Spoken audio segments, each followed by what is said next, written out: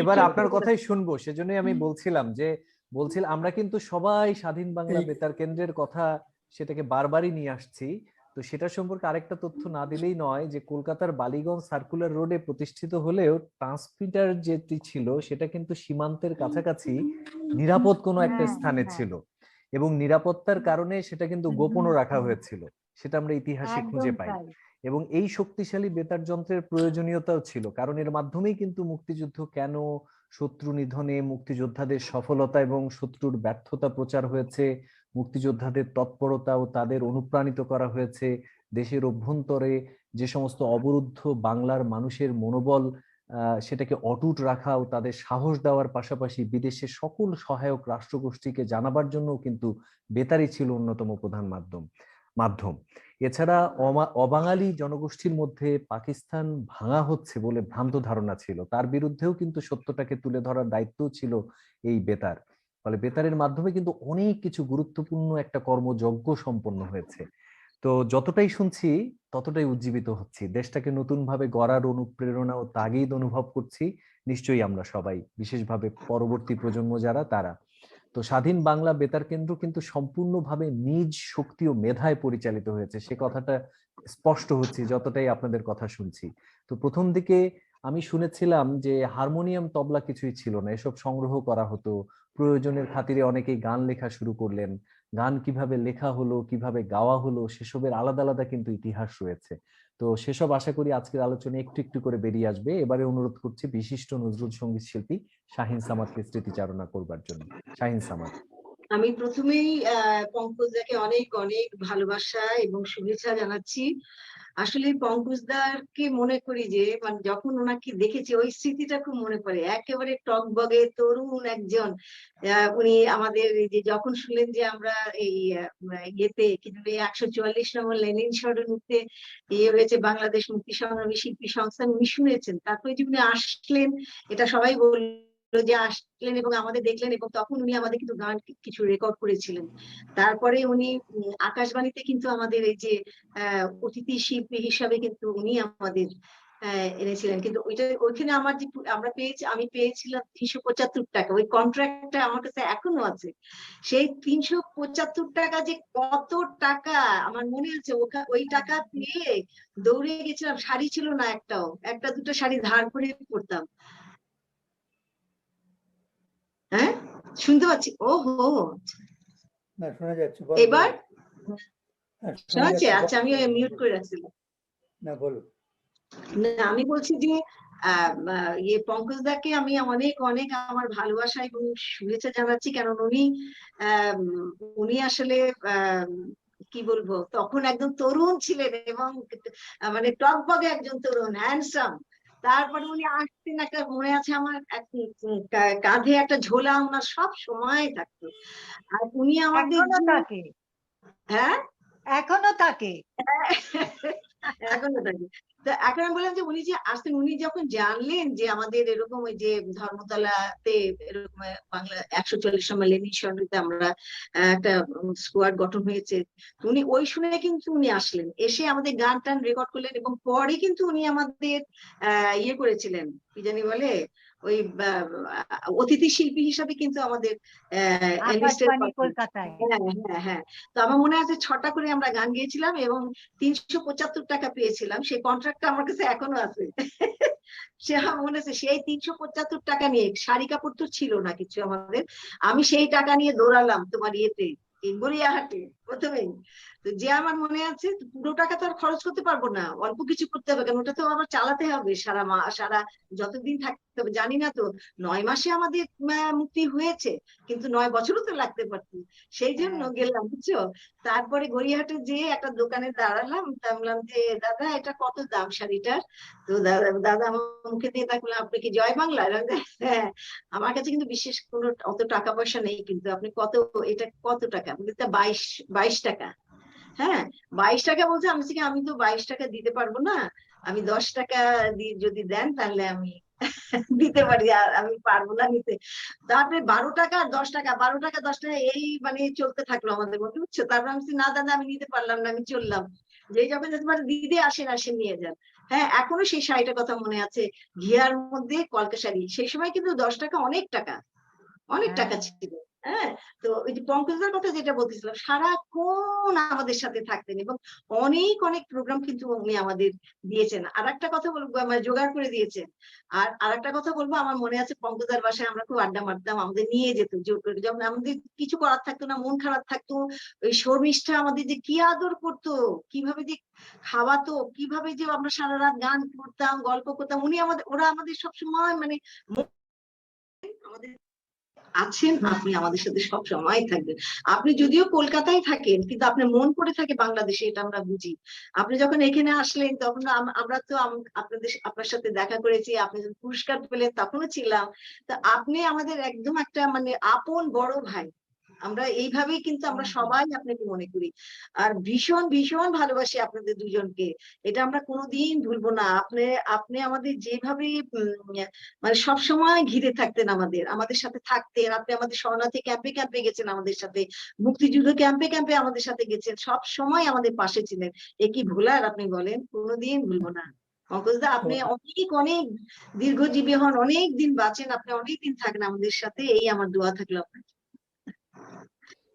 অনেক ধন্যবাদ শাহিনী, তোমাদের কথাও তো আমি ভুলতে পারি না, এমন বন্ধু আমরা পেয়েছিলাম। এবং তুমি আর বেনু তখন তো আমাদের জমিয়ে রাখতে একেবারে, দুজনে তরুণ দম্পতি। এবং তুমি তখন তো সুন্দরী ওরে বাবা! শ্রেষ্ঠা, তোমাকে সবাই মুগ্ধ হয়ে এখনো যেত তোমার রূপ সুন্দরী দেখে। চেষ্টা। হ্যাঁ হ্যাঁ, এবং তোমার চোখ তখন এত মায়াময় চোখ ছিল, তোমার চোখ দেখে দেখে আমাদের বন্ধুরা অনেকে কবিতা লিখেছিল তখন। তুমি তো সেটা খবর রাখতে না, তুমি তখন মানে জয় করে নিয়েছিলে সবার মন। এবং সবচেয়ে বড় কথা, তুমি পরবর্তীকালেও যখন এসছো কলকাতায়, তুমি দিলীপ কুমার একটা রায়ের গান প্রোগ্রাম গাইলে। করেছিলাম, মনে আছে পঙ্কজদা? হ্যাঁ, 72 সালে বোধহয়, বা 73-এ আসছিলাম বোধহয়, না 72-এ বোধহয়। হ্যাঁ, ওই আপনার হ্যাঁ, ফোনটিতে। তোমাকে আরেকটা কথা মনে করিয়ে দিই, সেটা খুব মজার কথা। সেটা হচ্ছে যখন বাংলাদেশ স্বাধীন হলো, তখন প্রথম বাংলাদেশের সরকারিভাবে শিল্পীরা এলেন, দিল্লি আর কলকাতায় অনুষ্ঠান হলো। কলকাতার অনুষ্ঠানটা হয়েছিল রবীন্দ্র সদনে, এবং সেই সরকারি অনুষ্ঠানটা সংযোজনার দায়িত্ব ছিল আমার উপরে। আমি হঠাৎ দেখি শাহিনও এসেছে, খুব খুশি, কতদিন পরে শাহিনের সঙ্গে দেখা হলো। আমি তারপর খবর পেয়েছিলাম যে শাহিন আর বেনুর একটি সন্তান হয়েছে। আমার তো খেয়াল নেই, আমি বললাম শাহিন, তোমার এত ছোট্ট বাচ্চাকে রেখে কি করে এলে? শুনেই শাহিন কাঁদতে আরম্ভ করলো। আমি আমি তো খুব ভেবাচোকা খেয়ে গেলাম যে কি কারণে বলে ফেললাম। শাহিন বললো আমি আর গান গাইতে পারবো না, হাও হাও করে শাহিন কাঁদছে। তখন আমি ওকে বললাম ঠিক আছে, তুমি একটু শান্ত হও। সবাই আমাকে বকুনি দিতে লাগলো, আপনি এটা কি করছেন? আমি বললাম আমি ঠিক বুঝতে পারিনি, মায়ের হৃদয় তো, ছোট্ট বাচ্চাকে রেখে এসছে, ওর প্রথম সন্তান। ঠিক আছে, সবার শেষে আমি তোমাকে ডাকবো, সব শিল্পীরা হয়ে গেলে তারপরে ডাকবো। তারপরে শাহিনকে শেষ শিল্পী হিসেবে আমি রবীন্দ্র সদনে অ্যানাউন্স করলাম, এবং শাহিন কোনো রকমে এসে একটা গান গেয়ে উঠে চলে গেল। আর লোকে চিৎকার করছে, আরো গান, আরো গান, আরো গান। শাহিনের গান, আরো গান শুনতে পেয়েছি। তো মনে আছে শাহিন সেই ঘটনা? তো তোমার আপনি সেই এটা সেই মনে মেয়ে এখন রাখতেন। কত বড় হয়েছে। তার তো এখন বেনুরও নিশ্চয়ই মনে থাকবে, তার তো এখন বিয়ে হয়েছে আমেরিকায়। সেটাও আশ্চর্য সমস্ত স্মৃতি মনে পড়ে যাচ্ছে। তারপর তুমি বা- যখন দিলীপ কুমার রায়ের গান গাইলে, মনে আছে? দিলীপ কুমার রায়ের জন্মশতবর্ষে রূপে বর্ণে, যে মানুষের মন, কলকাতার মানুষ পাগল হয়ে গেল তোমার কণ্ঠে, কুমার রায়ের গান শুনে। তোমাকে শতবর্ষে আমি নিয়ে হ্যাঁ, এসেছিলাম হ্যাঁ, দিলীপ কুমার রায়ের আমার গান পাঁচখানা গাইবার গান জন্য গেয়েছিলাম, বাংলা। আমার মনে আছে। হ্যাঁ, তো আমাদের দূরদর্শনে গান হ্যাঁ, গেয়েছিলে, তো নববর্ষের বৈঠকেও গিয়েছিলে। যে কথা শাহিন সামাদ বলছিলেন সেটা আসলেই সত্য, যে বাংলাদেশের সাথে যেহেতু পঙ্কজ সাহার আত্মীয়তার সূত্র, নারীর সূত্র, তাই বাংলা বলতেই আপনি পাগল ছিলেন, বলা বাহুল্য এখনো আছেন, এবং আমৃত্যু থাকবেন, সেটাও আমরা চাই। তো আমি এবারে অনুরোধ করব, বুলবুল দি, আমি ক্ষমা চেয়ে নিচ্ছি, তখন আপনাকে থামিয়ে দিয়েছিলাম। এবারে আপনার গানটি শুনতে চাই আমরা। বুলবুল দি। বিধান, হ্যাঁ দিদি বলেন। বিধান, কয়টা গান গাইতে পারবো বলো? দুটো, একটা গাইবো? দুটো? সর্বোচ্চ দুটো, হ্যাঁ। আচ্ছা, কারণ আমাদের আরেকটা সর্বোচ্চ স্মৃতিচারণা দুটো। হলেই আমার মনে হয় গান দিয়ে শেষ করব আমরা। বেনু ভাইয়ের গান শুনবো, শাহিন সামাদেরও আর শেষে আরেকটা গান শুনতে চাই। পঙ্কজ সাহা আচ্ছা, দুটো কবিতা পড়ে শোনাবেন। এই যে বুলবুল, গানটা স্বাধীনতার মুক্তির লগ্নে যে গানটা তোমরা বেতারে গেয়েছিলে, সে গানটা শোনাও না, তো ঐতিহাসিক সেই গান। কোনটা? গানটা পরে শোনাই পঙ্কজ দা। হুম, পরে শোনাবে। আচ্ছা, হ্যাঁ, সেই গানটা তো বাংলাদেশের প্রথম গান এবং স্বাধীন বাংলা বেতার কেন্দ্রের শেষ গান। তো আচ্ছা, আখতার হোসেনের লেখা এবং অজিত দার সুর করা একটা গান, যে গানটা আমরা কোরাস দিয়েছিলাম, সেই গানটা করি।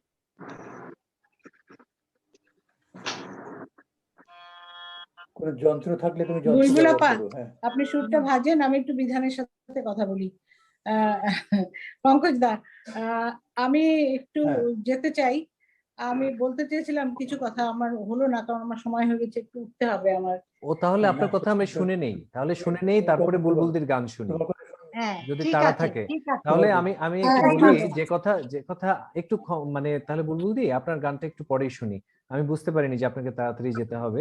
তো যে কথা আগেই বলেছি, সবার উদ্দেশ্যে আবার বলছি, আমরা শুনছিলাম 1971 সালে বাংলাদেশের স্বাধীনতা যুদ্ধ চলাকালীন স্বাধীন বাংলা বেতার কেন্দ্রের অন্যতম শিল্পীবৃন্দের স্মৃতিচারণা। আমি শুরুতেই বলেছি এইসব শিল্পীদের মধ্যে অচ্ছেদ্য এক মালা গেঁথেছেন।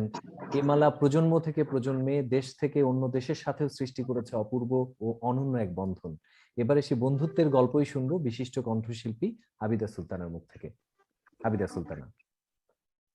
আহ, এতক্ষণ আমি শুনছিলাম স্বাধীন বাংলা বেতার কেন্দ্রে যারা ছিলেন সবাই, আমি তো এগুলো সব আমার শোনাই গল্প, কারণ যেহেতু আমি একজন কণ্ঠযোদ্ধার সাথে ঘর করি, এগুলো আমার সব শোনা গল্প।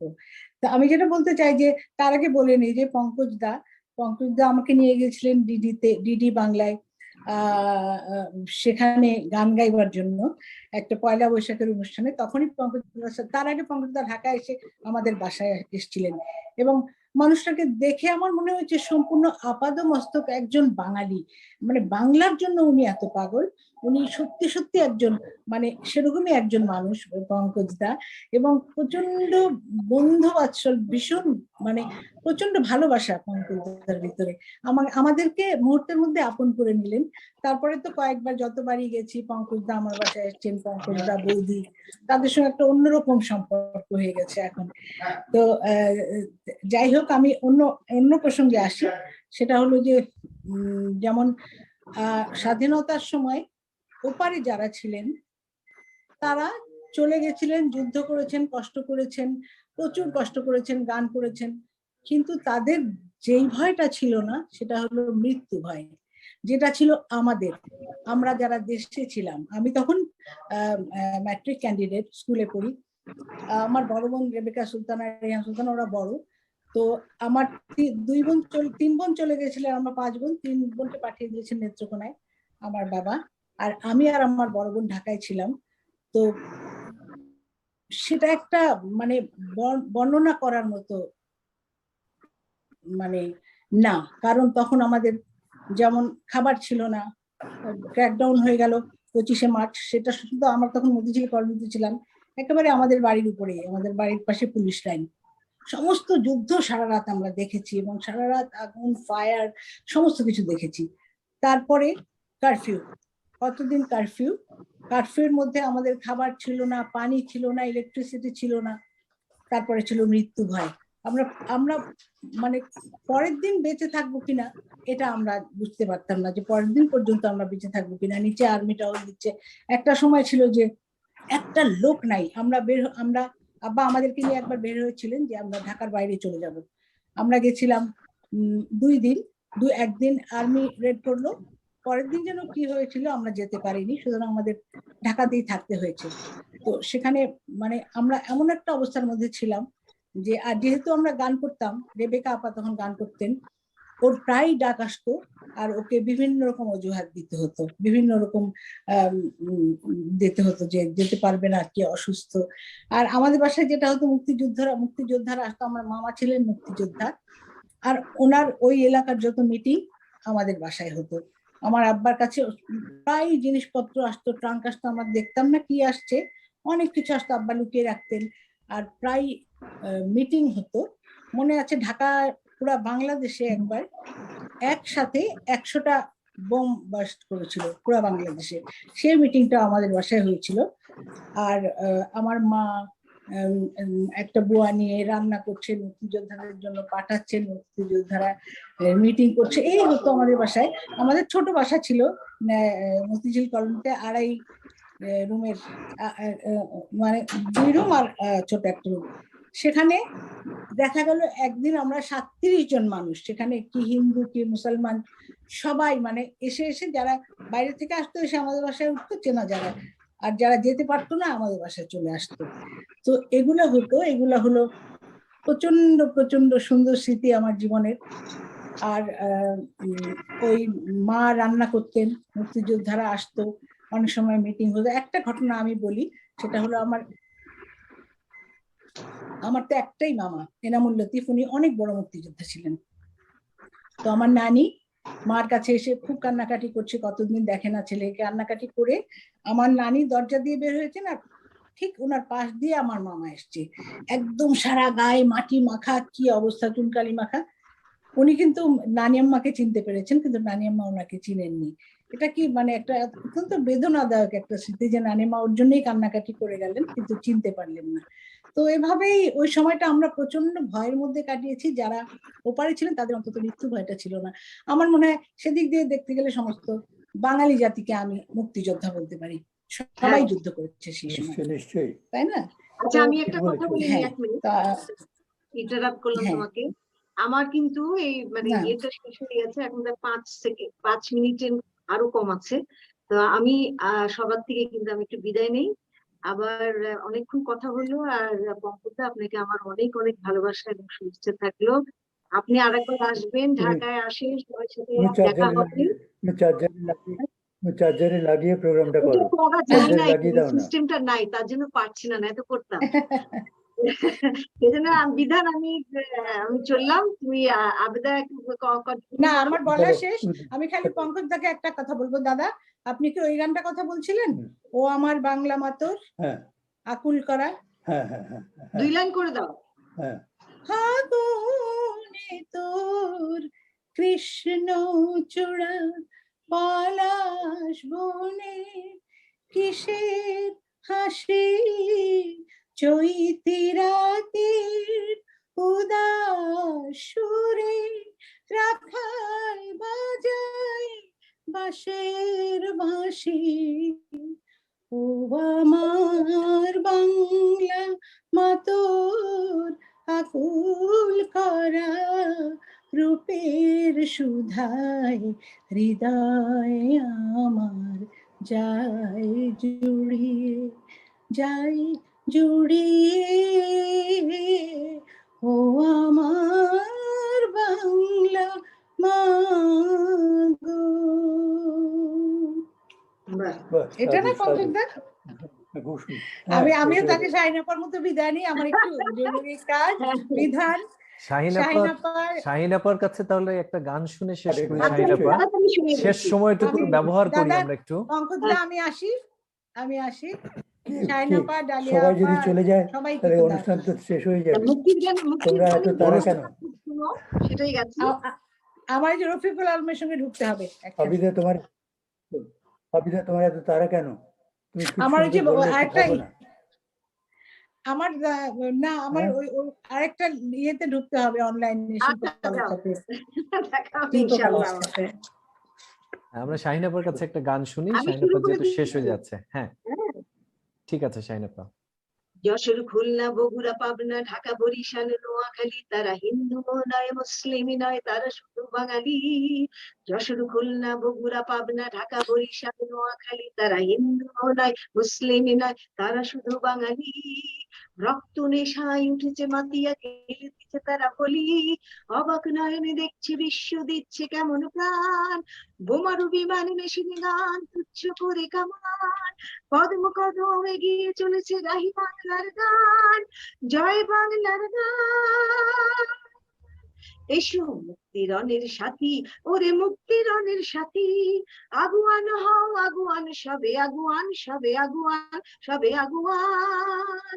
শত্রু শনিতে সিক্ত পতাকা মুক্তির সেনাপতি, শত্রু শনিতে সিক্ত পতাকা মুক্তির মুক্তির সেনাপতি, আগুয়ান হও আগুয়ান, সবে আগুয়ান, সবে আগুয়ান, সবে আগুয়ান, এসো মুক্তিরণের সাথী, ওরে মুক্তিরণের সাথী, আগুয়ান হও আগুয়ান, সবে আগুয়ান, সবে আগুয়ান, সবে আগুয়ান।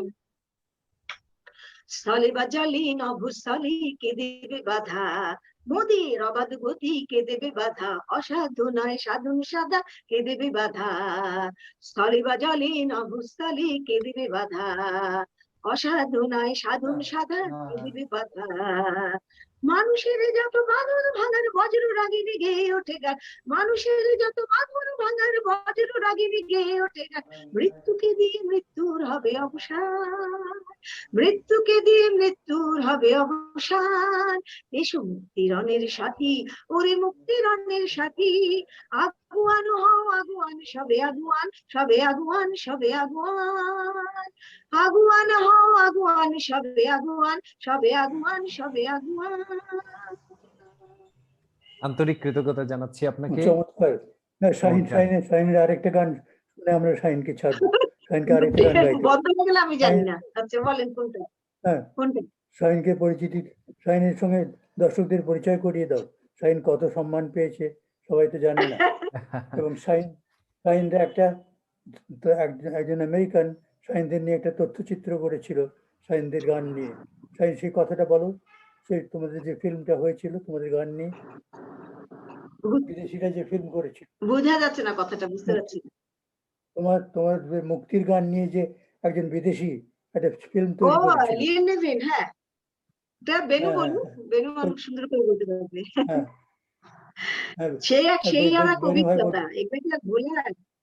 সেই বিপুলের কথা মনে পড়ে, মোসাদ আলীর কথা মনে পড়ে, বিপুল কান্ত একটা সিঙ্গারা খাবো আর একটা ভাবি আর একটা সিঙ্গারা দেন, সেটা দেখো ওই এক সিঙ্গারা খেয়ে সারাদিন গান, এরকম গান করা যায়। যে কেন বললো না লাস্টে যে কারোর গলার মধ্যে সুর নাই, কারোর মধ্যে কোনো কথাবার্তা নাই, মানে এমন অবস্থা 2বার 3বার 4বার 5বার করে গাইলে সেই আবার কি পাওয়া যায়, মানে কি যে কষ্ট। তো বললাম যে আসলে সেই অতি কষ্টের পরে যে এত একটা আমরা কোনো কিছু তো পাওয়ার জন্য করি না, আমরা স্বাধীন করেছিলাম আমাদের নিজেদের ভালোবাসে, বা দেশকে ভালোবাসবো, দেশ একটা স্বাধীন দেশ পাবো, আমরা বাংলা ভাষায় কথা বলতে পারবো, আমাদের নিজেদের পাসপোর্ট হবে, আমাদের সবকিছু আমাদের নিজেদের হবে, আমরা পরাধীন থাকবো না, ভাষায় কথা বলবো না, হ্যাঁ, একটা সুন্দর আমরা একটা দেশ পেলাম। এটাই তো আমাদের সবচেয়ে বড় পাওয়া।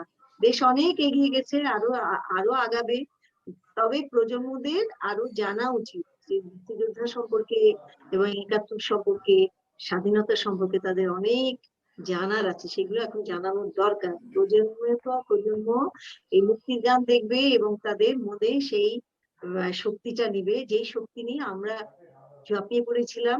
যদি আবার এরকম প্রয়োজন হয় তারা আসবে, ঝাঁপাবে, দেশকে রক্ষা করবে, সবকিছু। আপনাকে অনেক ধন্যবাদ। পঙ্কজ সাহা যে কথাটি বলছিলেন, শাহিন সামাদ কিন্তু পঙ্কজ সাহা আপনি আমাকে অনুরোধ করেছিলেন, ওই শাহিন সামাদ কিন্তু সঙ্গীতে অবদানের জন্য বাংলাদেশ সরকার তাকে দেশের সর্বোচ্চ বেসামরিক সম্মান 21 পদকে ভূষিত করেন। তো সেটি আমাদের জন্য নিঃসন্দেহে একটি গর্বের বিষয় এবং আমরা সেটি আজকে এখানে বলতে চাই। তো আপনি কিছু বলছিলেন। কিন্তু জন্ম হয়েছিল পশ্চিম বাংলায়। শাহিন, তুমি সেই কথাটা একটু জানাবে? তুমি তো আসলে পশ্চিম বাংলায় ছিলে প্রথমে, পরে তো তুমি বাংলাদেশে গেছো। হ্যাঁ, সে কথা তো অনেকে জানে না। ও আমি জলপাইগুড়িতে ছিলাম, যে সেটা বলছেন? হ্যাঁ, হ্যাঁ, হ্যাঁ, আমরা ছোটবেলায় আমি ব্রট আপ হয়েছি জলপাইগুড়িতে, তারপরে মানে 62-তে আমরা ঢাকায় আসি। জন্ম ওখানে না, ওখানে বেড়ে উঠেছেন আর কি। হ্যাঁ, বড় হয়েছি ওখানে। পরে 62-তে ঢাকায় আসি, 66-এ ছায়ানটে ভর্তি হয়েছি, ছায়ানটে ভর্তি হয়েছে, এখন পর্যন্ত ছায়ানটে টিচার, সিনিয়র টিচার হিসেবে আছি। তো ছায়ানট আমাকে অনেক কিছু দিয়েছে, আমার যত কিছু পাওয়া সব ছায়ানট থেকে। ছায়ানটের প্রতি আমি সারা জীবন কৃতজ্ঞ থাকবো। ছায়ানটকে ভীষণ ভালোবাসি। ছায়ানট আমি জানি না কোথায় আছি আমি, আমাকে ছায়ানটই আমাকে তৈরি করেছে। অনেক সময় হয়ে গেল, আড্ডা জমে উঠেছে। আমরা আশা করেছিলাম যে শিল্পী মুস্তাফা মনোয়ার উনি কিছু সময়ের জন্য হলেও যুক্ত হবেন, কিন্তু উনি আসলে একটু অসুস্থ হয়ে পড়েছেন। আমার সাথে একটু আগে কথা হলো, তো সেই জন্য উনি যুক্ত হতে পারছেন না, এই জন্য আন্তরিকভাবে ক্ষমা চেয়েছেন, কিন্তু এই আয়োজনে যুক্ত হতে চেয়েছিলেন তিনি। শাহিনের কাছে একটা গান শুনতে চাই আমরা।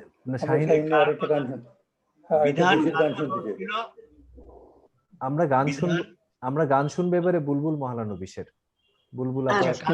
বুলবুলদের হ্যাঁ, গান ফাইন। কথা হচ্ছিল বিধান মুস্তাফা কে মনোয়ার, আসছে ই করলে। মুস্তাফা মনোয়ার। আচ্ছা আচ্ছা, ও মন্টু মামা, আচ্ছা হ্যাঁ আচ্ছা। হ্যাঁ মোটামুটি। শাহিন আপা কি আরেকটা গান করতে চান? না আপনার না হ্যাঁ, না, চার্জ হবে? আমরা শুনতে চাই আর না আমরা আরেকটা গান, না। শাহিনের আরেকটা গান শুনতে চাই। তাহলে আপনার শাহিন, আরেকটা গান শুনে তারপরে বুলবুল দির কাছে আচ্ছা আসি। ঠিক আছে, ব্রতচারী শোনা দিয়েছে, বুলবুল দি আপনাকে শোনা যাচ্ছে না, আপনার যেটা আমরা শরণার্থী ক্যাম্পে আনমিউট মুক্তির করতে গানে হবে। দেখো। বাংলা মার দুর্নিবার আমরা তরুণ দল, বাংলা মার দুর্নিবার আমরা তরুণ দল, শান্তিহীন ক্লান্তিহীন সংকটে অটল, শান্তিহীন ক্লান্তিহীন সংকটে অটল, বাংলা মার দুর্নিবার আমরা তরুণ দল, বাংলা মার দুর্নিবার আমরা তরুণ দল, সূর্য সেন তিতুমিরের বীর্য গরিমা, লালন শাহ নজরুলের ছন্দ ভঙ্গিমা, হোসেন শাহ ঈসা খা শক্তি মহিমা, ঢেউ তাদের দেয় মোদের চিত্তে অবিরল, ঢেউ তাদের দেয় মোদের চিত্তে অবিরল, বাংলা মার দুর্নিবার আমরা তরুণ দল, বাংলা মার দুর্নিবার আমরা তরুণ দল, নিঃস্বতার দৈন্যভার করব উৎসাদন, অজ্ঞতার অন্ধকার করব নির্বাসন, নবযুগের উন্মেষের জ্বালব দীপ জল, নবযুগের উন্মেষের জ্বালব দীপ জল, বাংলা মার দুর্নিবার আমরা তরুণ দল, বাংলা মার দুর্নিবার আমরা তরুণ দল, সংযমের পৌরুষের জ্বালব প্রেরণা, সংযমের উদ্যোগের সাধব সাধনা, নবযুগের উন্মেষের জ্বালব দীপ জল, বাংলা মার লাঞ্ছনার ঘুচাবো অশ্রুজল, বাংলা মার লাঞ্ছনার ঘুচাবো অশ্রুজল, বাংলা মার দুর্নিবার আমরা তরুণ দল, বাংলা মার দুর্নিবার আমরা তরুণ দল, শান্তিহীন ক্লান্তিহীন সংকটে অটল, শান্তিহীন ক্লান্তিহীন সংকটে অটল, বাংলা মার দুর্নিবার আমরা তরুণ দল, বাংলা মার দুর্নিবার আমরা তরুণ দল। তখন তো তরুণই ছিলাম আমরা। বাহ, আচ্ছা এখন এখন বুলবুল দির হ্যাঁ। গানে আসি। আচ্ছা শাহিন, তোমার জন্ম কোথায়? আমার জন্ম কুষ্টিয়াতে, নানা বাড়ি কুষ্টিয়া। আচ্ছা, কুষ্টিয়াতে। জি তারপরে তোমার চলে গেছিলে হ্যাঁ, পরে জলপাইগুড়ি, আব্বা সেখানে চাকরি তাই তো? নিলেন, ওখানে চলে গেছিলাম, আব্বা ওখানেই ছিল। আচ্ছা, এবার বুলবুল দির গান শুনি, আচ্ছা, আচ্ছা। বুলবুল দি, তারপরে বেনু ভাইয়ের গান শুনবো, তারপরে পঙ্কজদের কথা দিয়ে শেষ হবে।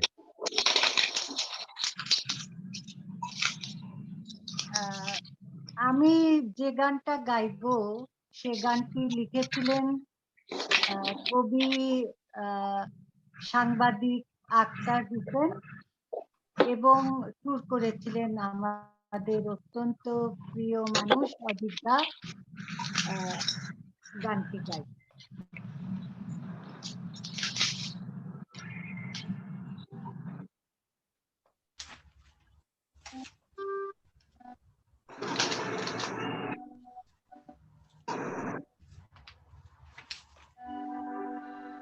স্বাধীন স্বাধীন দিকে দিকে, স্বাধীন স্বাধীন দিকে দিকে যাচ্ছে বাঙালিরা, আজ রুখবে তাদের কারা, আজ রুখবে তাদের কারা, রুখবে তাদের কারা, আজ রুখবে তাদের কারা, স্বাধীন স্বাধীন দিকে দিকে, স্বাধীন স্বাধীন দিকে দিকে যাচ্ছে বাঙালিরা, আজ রুখবে তাদের কারা, আজ রুখবে তাদের কারা, রুখবে তাদের কারা, আজ রুখবে তাদের কারা, আকাশ বাতাস পথে প্রান্তরে জয়ধ্বনি শোনা যায়, শৃঙ্খল বেড়ে আর পড়াবে ওদের কঠিন পায়, আকাশ বাতাস পথে প্রান্তরে জয়ধ্বনি শোনা যায়,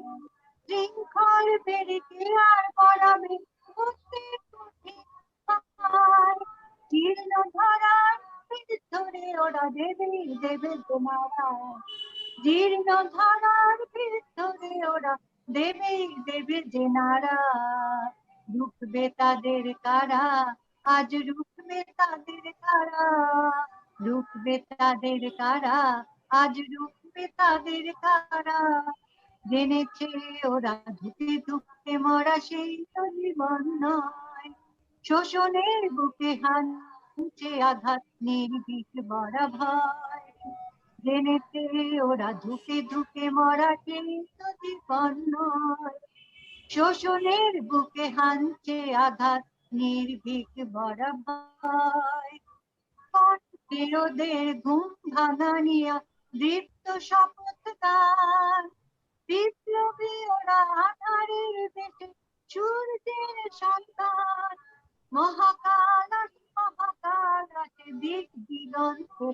সারা, মহাকাল আছে দিক দিগন্তে সারা, রুখবে তাদের কারা, আজ রুখবে তাদের কারা, রুখবে তাদের কারা, আজ রুখবে তাদের কারা, স্বাধীন স্বাধীন দিকে দিকে, স্বাধীন স্বাধীন দিকে দিকে যাচ্ছে বাঙালিরা, আজ রুখবে তাদের কারা, আজ রুখবে তাদের কারা, রুখবে তাদের কারা, আজ রুখবে তাদের কারা, রুখবে তাদের কারা, আজ রুখবে তাদের কারা।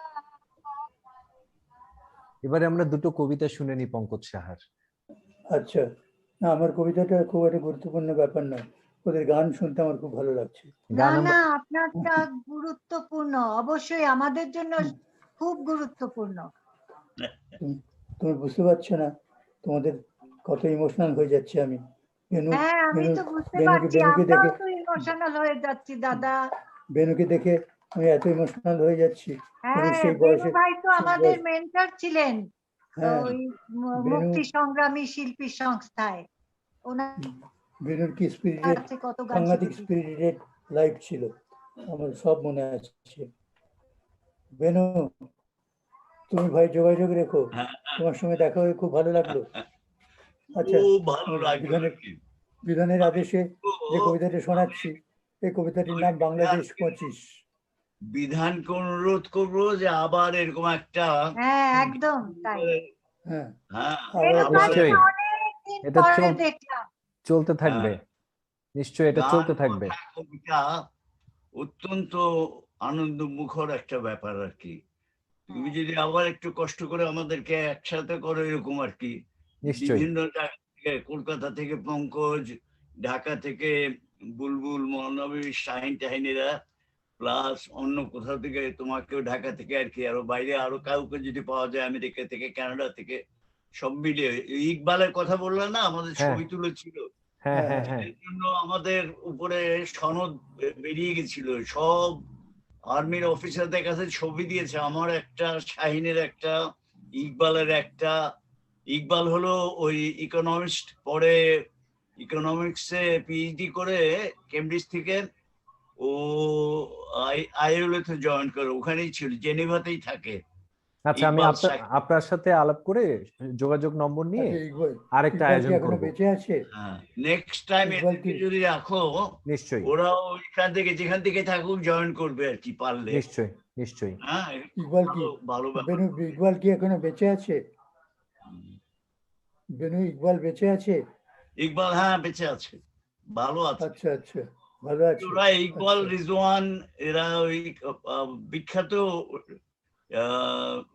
ইকোনমিস্ট আর কি, অর্থনীতি, আচ্ছা, আইএলও-তে কাজ করতো, এবং খুব ভালো ইয়ে আর কি, ওদের এক একজনের এক একটা বিশেষত্ব। আমরা আচ্ছা। আপনার কবিতা শুনে আসি তাহলে, পঙ্কজ সাহাকে অনুরোধ করছি। পঙ্কজ একটা কবিতা পড়ো ভাই। এই কবিতাটা আমি লিখেছিলাম বাংলাদেশ যখন 25 বছর হলো, ঠিক 25 বছর আগে লেখা। এবারে 50 বছর হচ্ছে বাংলাদেশের। বাংলাদেশ 25 এই কবিতার নাম। বাংলাদেশ 25।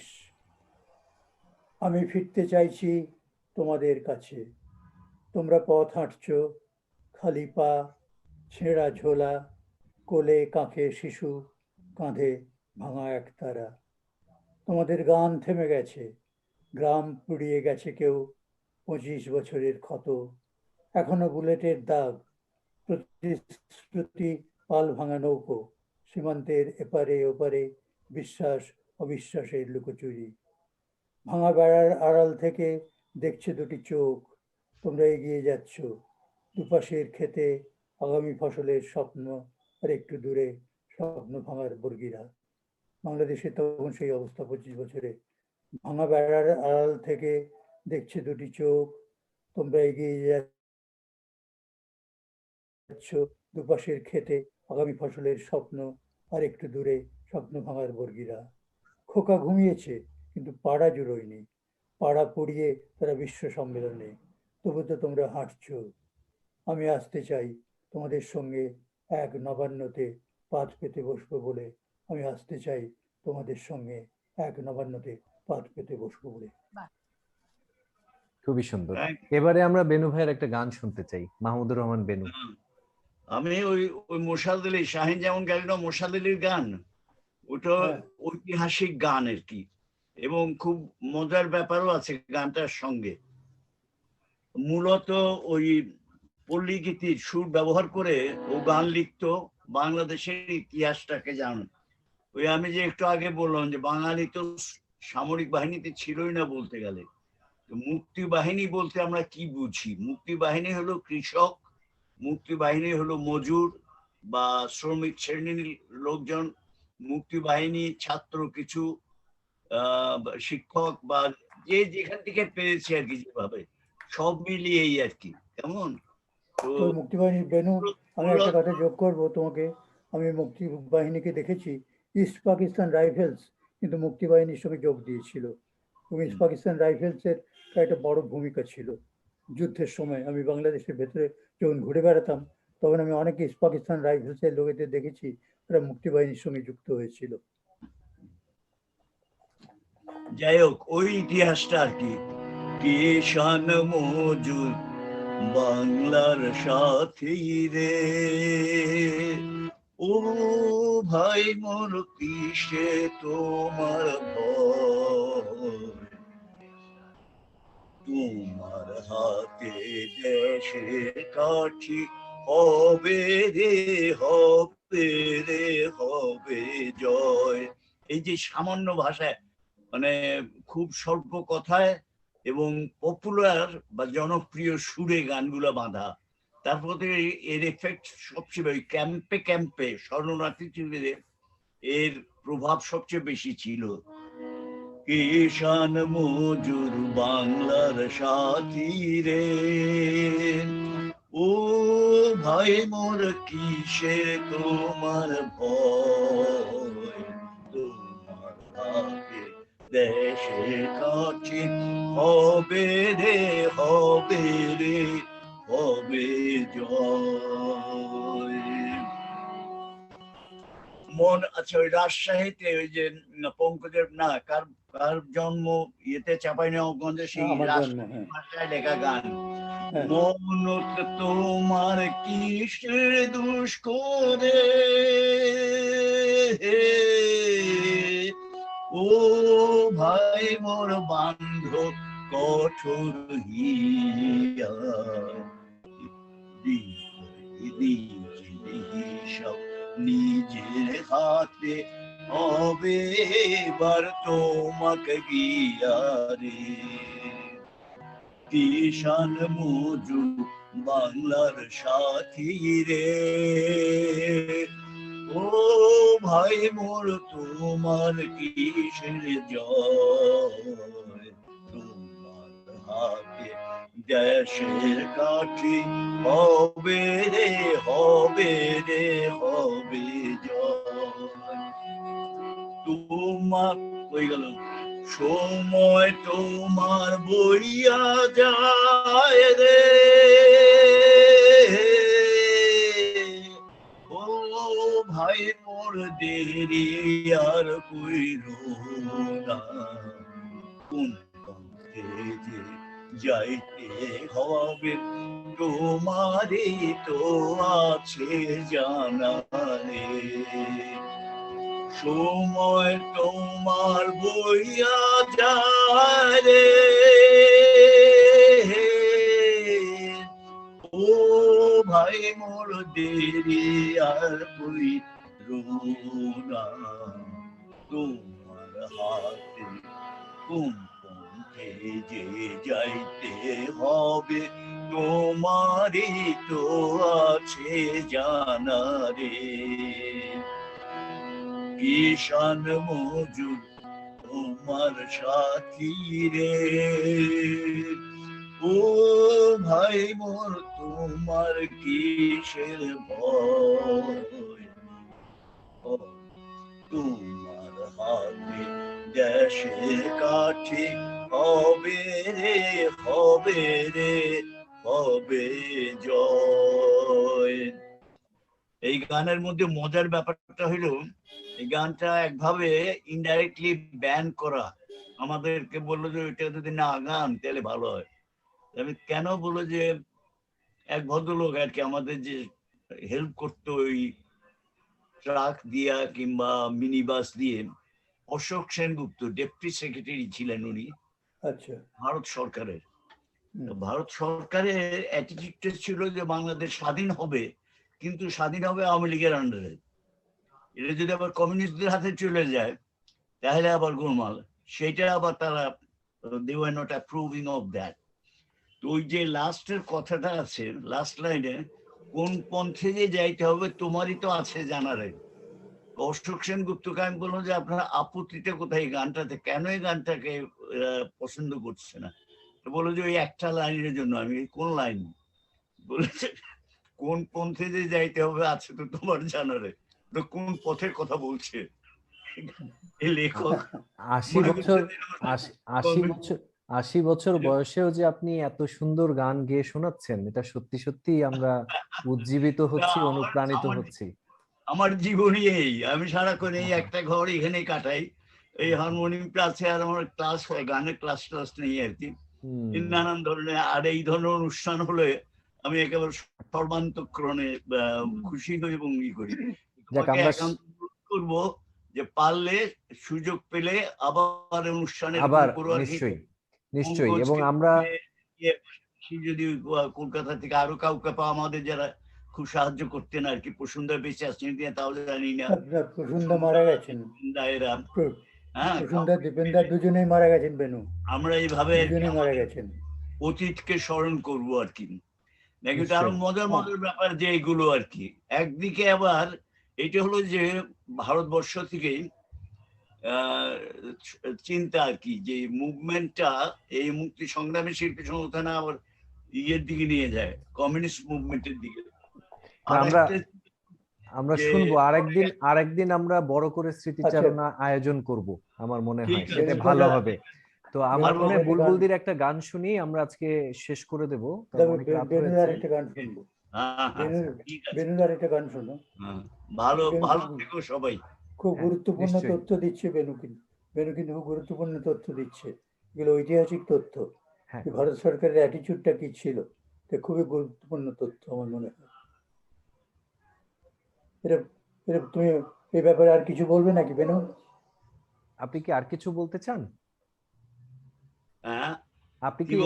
আপনি ওই ভারত সরকারের যে অ্যাটিটিউড ছিল সেই সময়ের, সেটা সম্পর্কে একটু তথ্য দিচ্ছিলেন, সেটা পঙ্কজ সাহা বলছিলেন যে আপনি সংক্ষেপে যদি সেই সম্পর্কে আরেকটু বলেন, বলে আমরা একটা গান শুনেই পঙ্কজদার কথা শুনেই শেষ করব। না, ওইটা এটা তো একটা দিক আর কি। আর একটা দিক হলো যে ওই আমেরিকা থেকে লিয়ার লেভিন, ওই মুক্তির গান যে ছবিগুলো, লিয়ার লেভিন আমেরিকান, সে সেবা তো আমাদেরকে মূলত সাহায্য করত বাংলাদেশ আর ভারতের কমিউনিস্ট পার্টি আর কি, বুদ্ধিজীবী সহায়ক সমিতি, এরা সবাই মোটামুটি সিপিআই এর সদস্য ছিলেন।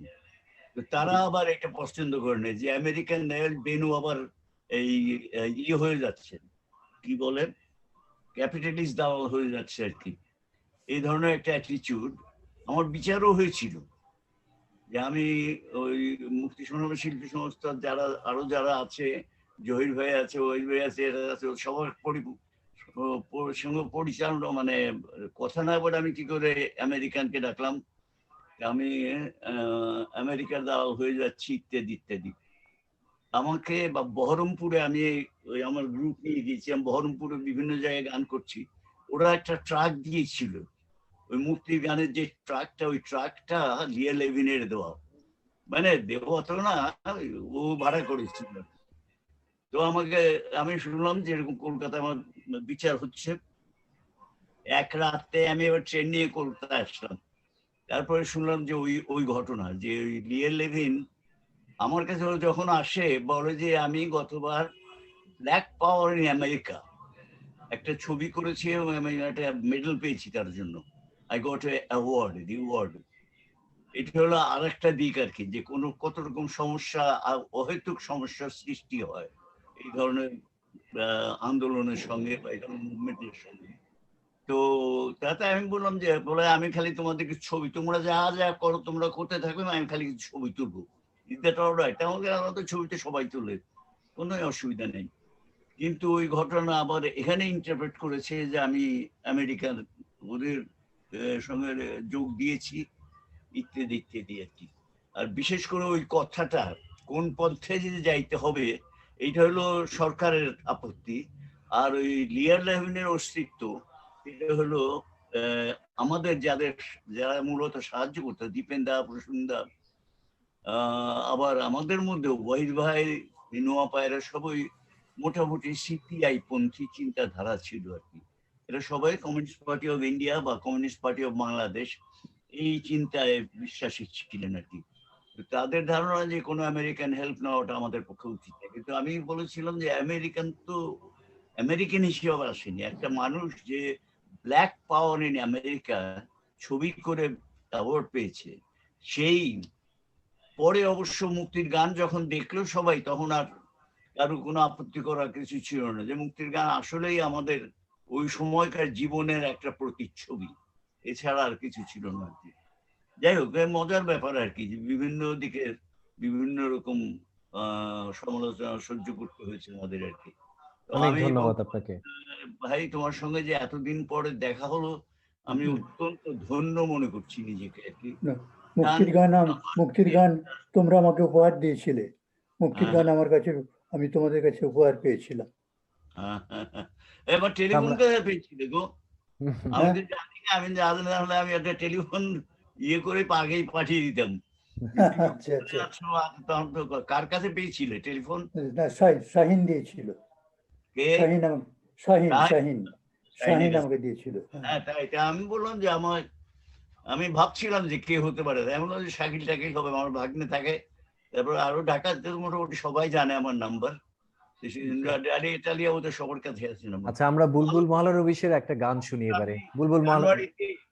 বুলবুল দি, আমি জানুয়ারিতে ঢাকা আসছি, আচ্ছা আমি একটা লাইভ এই ধরনের প্রোগ্রাম করতে চাই। বিধান তোমার সাহায্য, নিশ্চয়ই তুমি যেভাবে জিনিসটাকে প্রেজেন্ট করলে খুবই ভালো লাগলো, খুব সুন্দর, খুব সুন্দর। এই দায়িত্বটা আমি আগে থেকেই দিয়ে দিচ্ছি আচ্ছা, পঙ্কজের সঙ্গে, ওই রকম আর কি, লাইভ প্রোগ্রাম প্লাস কম্পিউটারও থাকবে, যাতে অন্য জায়গা থেকে লোকজন যোগ দিতে পারে আর কি। নিশ্চয়ই জানুয়ারি মাসের 15 তারিখের মধ্যে আমি ঢাকায় পৌঁছাবো, আমি এসেই খোঁজ করবো আর কি। আপনার সাথে যোগাযোগ থাকবে, আপনার নাম্বার তো আছেই আমার কাছে।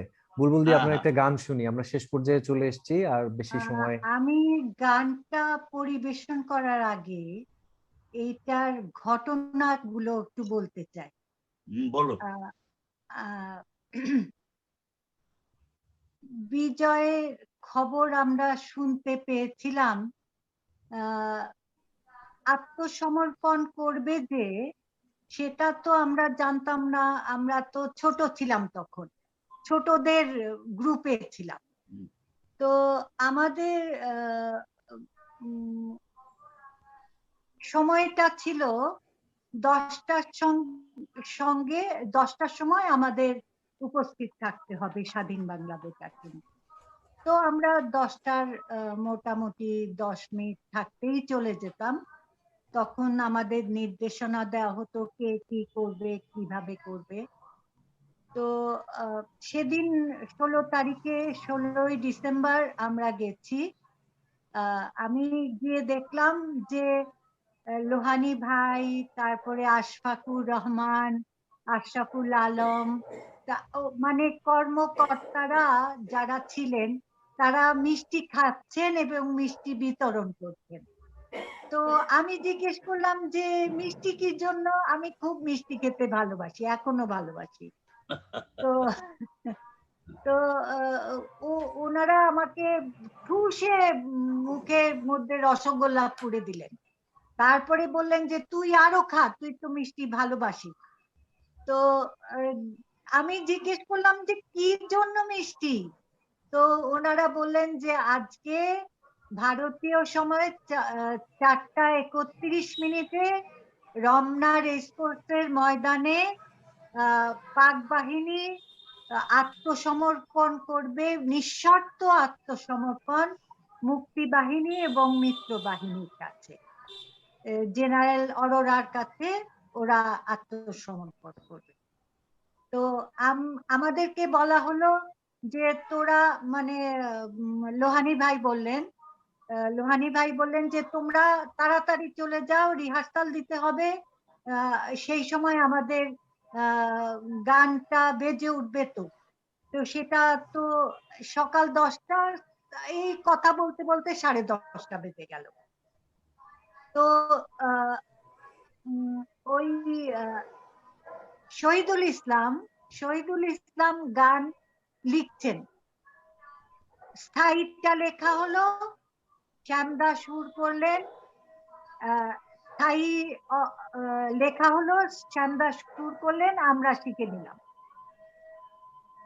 তারপরে অন্তরা লেখা হলো, শ্যামদা সুর করলেন, আমরা শিখে নিলাম। দ্বিতীয় অন্তরা লেখা হলো, শ্যামদা সুর করলেন, আমরা শিখে নিলাম। এই মানে ঘটনাটা ঘটতে 15 থেকে 16 মিনিট মাত্র লাগলো। গান লেখা, সুর করা, আমাদের শেখা, এইটা একটা অভাবনীয় ব্যাপার, অভাবনীয় ব্যাপার।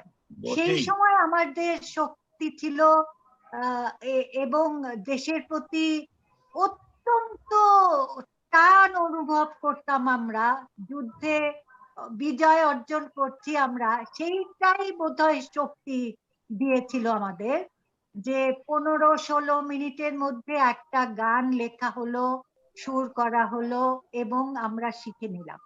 তারপরে আমাদের রেকর্ডিং হবে। তার মধ্যে দেখা গেল কি, আমি জানলার দিকে মুখ ফিরিয়ে বসেছিলাম। লালা বাবু, আমার হাজবেন্ড, তখন আমার বিয়ে হয়ে গেছে, আমার খুব ছোটবেলায় বিয়ে হয়েছে। উনিও সাব সেক্টর কমান্ডার ছিলেন, যুদ্ধে অংশগ্রহণ করেছিলেন, সশস্ত্র মুক্তিযোদ্ধা ছিলেন। ওনাকে হঠাৎ করে আমি জানলার দিয়ে দেখতে পেলাম। তো আমি উঠে লাফ দিয়ে দাঁড়িয়েছি, কারণ 7-8 মাস তো আমাদের দেখা হয়নি। তো উনি চাকুলিয়াতে ট্রেনিং নিয়েছিলেন মুক্তিযুদ্ধের সময়।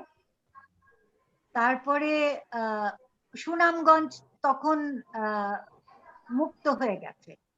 উনি আমাদের স্বাধীন বাংলা বেতার কেন্দ্রে সরাসরি চলে এসছে। তো আমি লাফ দিয়ে দাঁড়িয়ে পড়েছি। তো অজিত দা আমাকে প্রচন্ড ধমক দিয়েছেন, কি কি তুই উঠে দাঁড়ালি কেন, এরকম। তো আমি কেঁদে ফেলেছি অজিত দার ধমক শুনে। তো রথীন্দা এবং রথীন্দ্রনাথ রায় এবং কল্যাণী ঘোষ, ওনারা দেখেছিলেন লালা বাবুকে, ওনারাও মোটামুটি আমার পাশেই বসেছিলেন। ওনারা বললেন যে যুদ্ধক্ষেত্র থেকে লালা বাবু এসছে তো ওর স্বামী। তো অজিতদা উঠে এসে আমাকে একদম জড়িয়ে ধরে বললো যে আমাকে মাফ করে দে বাবু, আমাকে মাফ করে দে, আমি তো বুঝতে পারিনি, তোর তো গানটা শেখাই হয়ে গেছে, তুই যা, দেখা করে চলে আয়। দেখা করে চলে আয় বলতে আমি দৌড় দিয়ে ছুটে চলে গেছি। তারপর আমার পিছন পিছন আমার ছোট বোনও গেছে, সুপ্তি মহলানবী। ওর তখন 14 বছর বয়স, তো ডালিয়ার সমান। আহ, ও ছুটে বেরিয়ে গেছে। তারপরে দেখি গিয়ে লালাবাবু নাই।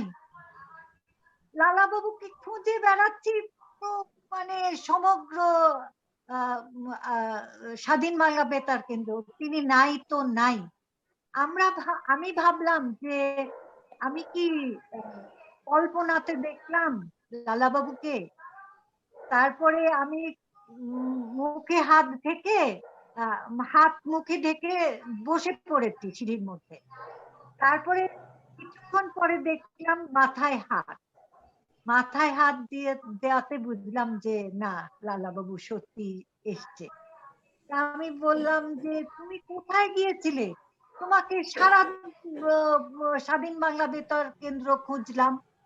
তো উনি ভীষণ সিগারেট খেতেন, সিগারেট আনতে গেছিল। তো বললো যে তোমাদের রিহার্সাল হচ্ছিল, তো তোমরা গান গাইছিলে, সেজন্য আমি সিগারেট আনতে গিয়েছিলাম। তো যাই হোক, তারপরে তো আমাদের গান রেকর্ডিং হলো। গান রেকর্ড হওয়ার পরে কিন্তু আমরা লাঞ্চ করতে গেলাম। লাঞ্চ করতে যখন যাচ্ছি তখন বালিগঞ্জের পুরো অংশটা জুড়ে মিছিল বেরিয়ে গেছে। কারুর হাতে জয় বাংলা লেখা, কারুর হাতে শেখ মুজিবুর রহমান বঙ্গবন্ধুর ছবি, কারুর হাতে ইন্দিরা গান্ধীর ছবি। এই রকম অসংখ্য মানুষ বেরিয়ে পড়েছে ইয়ে থেকে। তারপর আমাদের রেকর্ডিংটা আগেই হয়ে গেছিল। আমি গানটা এবার শোনাচ্ছি। সেই মুহূর্তে যখন আত্মসমর্পণ হচ্ছে, সেই সময় আমাদের এই ইথারে আমাদের গান ভেসে উঠছে।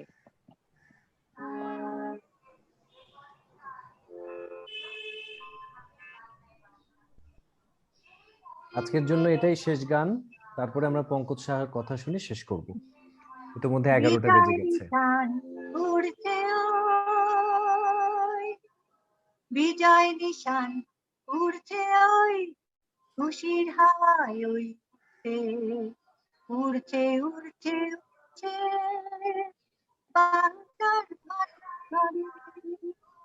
বাংলার ঘরে ঘরে, মুক্তির আলোয় ঝরছে, মুক্তির আলোয় ঝরছে, মুক্তির আলোয় ঝরছে, বিজয় নিশান উড়ছে ওই, উড়ছে ওই, উড়ছে ওই, উড়ছে ওই। আজ জীবনে জল উল্লাসে জমছে শিশির দূরবাঘাটে, জয় উল্লাসে, জয় উল্লাসে। আজ জীবনে জল উল্লাসে জমছে শিশির দূরবাঘাটে, জয় উল্লাসে, জয় উল্লাসে। পাশে নেই আমাদের মহান নেতা, হাসির মাঝে তাই জাগে দেখা। পাশে নেই আমাদের মহান নেতা, হাসির মাঝে তাই জাগে দেখা। 7 কোটি প্রাণ দিতে দিতে ওই, 7 কোটি প্রাণ দিতে দিতে ওই, দীপ্ত মশাল জেলে চলছে, দীপ্ত মশাল জেলে চলছে, বাংলার ঘরে ঘরে, বাংলার ঘরে ঘরে, মুক্তির আলোয় ঝরছে, মুক্তির আলোয় ঝরছে, মুক্তির আলোয় ঝরছে, বিজয় নিশান উড়ছে উড়ছে ওই, উড়ছে ওই, উড়ছে ওই। অন্ধকারা আধার থেকে ছিনিয়ে আনবো বঙ্গবন্ধুকে, বঙ্গবন্ধুকে। অন্ধকারা আধার থেকে ছিনিয়ে আনবো বঙ্গবন্ধুকে, বঙ্গবন্ধুকে উচ্ছল বন্যার কলগ্রাসে, শত্রুরা নিশ্চল হয়েছে উচ্ছল বন্যার কলগ্রাসে, শত্রুরা নিশ্চল হয়েছে। 7 কোটি প্রাণ দিকে দিকে ওই, 7 কোটি প্রাণ দিকে দিকে ওই, দীপ্ত মশাল জেলে চলছে, দীপ্ত মশাল জেলে চলছে বাংলার ঘরে ঘরে, বাংলার ঘরে ঘরে। মুক্তির আলোয় ঝরছে, মুক্তির আলোয় ঝরছে, মুক্তির আলোয় ঝরছে বিজয় নিশান উড়ছে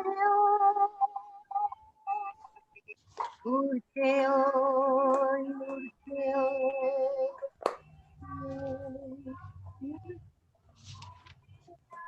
বাহ, খুব সুন্দর।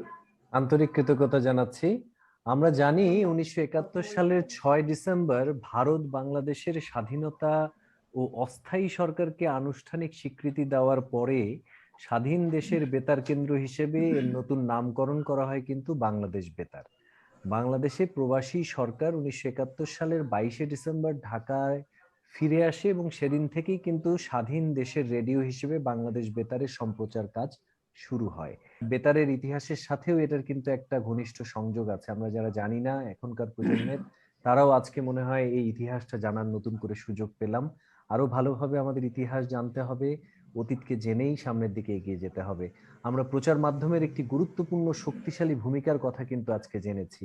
আরো অনেককে যুক্ত ছিলেন এই এই সেই সময়ের যে প্রয়াস, সেই প্রয়াসের সাথে আরো অনেক শিল্পীরা যুক্ত ছিলেন। তাদের সবাইকে আমন্ত্রণ জানালে ভালো হতো যারা বেঁচে আছেন, কিন্তু আমরা সেটা পারিনি। সেজন্য আয়োজকদের পক্ষ থেকে আমি ক্ষমা চেয়ে নিচ্ছি। ভবিষ্যতে অন্য যারা আছেন এখনো, তাদের সবাইকে সাথে নিয়ে আরো বড় আঙ্গিকে এ ধরনের আয়োজনে আমরা সচেষ্ট থাকব। আমরা আজকে জেনেছি শিল্পীদের, কণ্ঠযোদ্ধাদের অসাধারণ সব স্মৃতিচারণা, এ সবই এখন ইতিহাস। আর সেসব ইতিহাসের মাধ্যমেই ধীরে ধীরে গড়ে উঠেছে আজকের বাংলাদেশ। আমরা আজকে উদযাপন করছি স্বাধীনতার সুবর্ণ জয়ন্তী। আমরা নতুন প্রজন্ম, আমাদের আগামী প্রজন্ম আজকের এই আয়োজনের মাধ্যমে নিঃসন্দেহে অনুপ্রাণিত হবে, দেশপ্রেমে উজ্জীবিত হবে, মুক্তিযুদ্ধের চেতনাবোধে উজ্জীবিত থেকে আগামীর পথ চলতে ও নতুন বাংলাদেশ বিনির্মাণে ভূমিকা রাখবে। সেই প্রত্যাশা ও আশাবাদ রেখে যারা আজকে যুক্ত হলেন তাদের প্রতি আন্তরিক কৃতজ্ঞতা জানাচ্ছি এবং শ্রদ্ধা জানাচ্ছি এবং সবার সুস্থতা প্রত্যাশা করছি। দর্শকদের প্রতি আন্তরিক এবং অশেষ ভালোবাসা ও কৃতজ্ঞতা ও শ্রদ্ধা জানিয়ে আমি আমার পক্ষ থেকে শেষ করছি। আজকের যিনি প্রধান অতিথি, তার কথার মধ্য দিয়ে আসলে আমরা শেষ করব। তবে তার আগে আমি আমার স্বরচিত একটি ছোট্ট কবিতা আপনাদের সবার উদ্দেশ্যে পড়ে শোনাতে চাই। চেতনায় মুক্তিযুদ্ধ। মুক্তিযুদ্ধ মানে মুক্তির যুদ্ধ, মুক্তিযুদ্ধ মানে মুক্তির যুদ্ধ, মুক্তিযুদ্ধ মানে আত্মত্যাগ, মুক্তিযুদ্ধ মানে মানুষের ভালোবাসা, মুক্তিযুদ্ধ মানেই বাবাকে না দেখতে পাওয়ার কষ্ট, বাবাকে হারানোর সুগভীর যন্ত্রণা। মুক্তিযুদ্ধ মানে কবর, মুক্তিযুদ্ধ মানে সচেতনতা, মুক্তিযুদ্ধ মানে শক্তি, মুক্তিযুদ্ধ মানে অন্যায়ের বিরুদ্ধে প্রতিবাদ, মুক্তিযুদ্ধ মানে সমাজের সকল অসঙ্গতিগুলো ধুয়ে মুছে ফেলা। মুক্তিযুদ্ধকে জানা মানে শুধু কিছু দিন, তারিখ আর নাম মুখস্থ করা নয়। মুক্তিযুদ্ধ মানে মুক্তিযুদ্ধের প্রকৃত ইতিহাস জানা। মুক্তিযুদ্ধ মানে অন্যরকম এক অনুভব। মুক্তিযুদ্ধ মানে নিজেকে বাংলাদেশের নাগরিক হিসেবে দাবি করতে পারা। মুক্তিযুদ্ধের চেতনায় উজ্জ্বল মানুষ তৈরি হওয়া, দেশপ্রেমিক, ইতিহাস সচেতন, সুন্দর মানুষ হিসেবে গড়ে ওঠা। পড়ছিলাম আমার স্বরচিত কবিতা চেতনায় মুক্তিযুদ্ধ। তো সেই চেতনা ছড়িয়ে পড়ুক সবখানে, সেই প্রত্যাশা থাকবে আজকের এই আয়োজনের মধ্য দিয়ে। আমি সবশেষে অনুষ্ঠান শেষ করবার জন্য আজকের প্রধান অতিথি গণপ্রজাতন্ত্রী বাংলাদেশ সরকারের মুক্তিযুদ্ধ সম্মাননা পদক এবং পশ্চিমবঙ্গ সরকারের জীবনপ্রীতি পুরস্কারে ভূষিত বিশিষ্ট কবি ও দূরদর্শন ও সাংস্কৃতিক ব্যক্তিত্ব পঙ্কজ সাহাকে শেষে কিছু বলে তারপরে এই আয়োজন সমাপ্ত করার জন্য বিনীত অনুরোধ জানাচ্ছি। পঙ্কজ সাহা। আমি কয়েকটি কথা বলবো, কিন্তু আমি তোমাকে অনুরোধ করব যে বেনু ভাইয়ের একটা গান দিয়ে শেষ হোক। বেনু ভাইয়ের যে গান, যে অসাধারণ আবেগ দিয়ে বেনু ভাই গায়, তোমরা তো সেটা শোনোনি। নিশ্চয়ই। সেই যৌবনের গান আমি শুনেছি, তার গান দিয়ে শেষ করব। আমার অনেকগুলো বিষয় বলবার আছে, কিন্তু আজকে তুমি খুব একটা বড় দায়িত্ব পালন করলে, যে অতদিন পরে আমরা সবাই একসঙ্গে হলাম। একটা সময় ছিল যখন প্রায় প্রতিদিন সন্ধ্যেবেলায় আমরা একসঙ্গে হতাম এবং বাংলাদেশের মুক্তিযুদ্ধ নিয়ে কথা বলতাম, আলোচনা হতো, আমাদের ভাব বিনিময় হতো, গান কবিতা এসব চলতো। সেখানে বেনু, শাহিন, ডালিয়া, বুলবুল এরা সব বিশেষ বিশেষ ভূমিকায় আমরা তাদের পেয়েছি। সে কথাগুলো আজকে খুব মনে পড়ে। বিশেষ করে একজনের কথা আজকে আমি স্মরণ করতে চাই, ধীরেন্দ্রনাথ দত্ত, যিনি পার্লামেন্টে প্রথম বাংলাকে রাষ্ট্রভাষা করতে হবে এই প্রশ্ন তুলেছিলেন। প্রথম তিনি কিন্তু সাহস করেছিলেন, পার্লামেন্টে, পাকিস্তানের পার্লামেন্টে বসে তিনি বলেছিলেন বাংলা ভাষাকে রাষ্ট্রভাষা করতে হবে। তাকে আমি পেয়েছিলাম, তার সঙ্গে আমার পরিচয় ঘটেছিল আমার বয়স যখন 12-13 বছর। তার বড় মেয়ে থাকতেন, আমি যেখানে থাকতাম কলকাতার উপকণ্ঠে বডিশা বলে একটা জায়গা, যেখানে কলকাতার প্রতিষ্ঠাতা সাবর্ণ চৌধুরীর কাছ থেকে ব্রিটিশরা যে কিনে নিয়েছিল কলকাতার এবং সুতানুটি কলকাতার গোবিন্দপুরের সত্ত্ব, সেই সাবর্ণ চৌধুরীদের জায়গা হচ্ছে বডিশা। সেখানে আমাদের ঠিক পাশের বাড়িতে থাকতেন যারা, তারাই হচ্ছেন ধীরেন দত্তের বড় মেয়ে। আমি তাদের সঙ্গে খুব ঘনিষ্ঠ ছিলাম, ওই বাড়িতেই আমার সারাটা দিন কাটতো। ধীরেন দত্ত যখন আসতেন তখন আমাদের মধ্যে খুব হইচই পড়ে যেত, পাকিস্তানের মন্ত্রী এসছেন। তিনি পাকিস্তানের মন্ত্রীও হয়েছিলেন। আমি তাকে জিজ্ঞেস করতাম, আপনি পাকিস্তানে কেন আছেন, আপনি ভারতে কেন চলে আসেন না?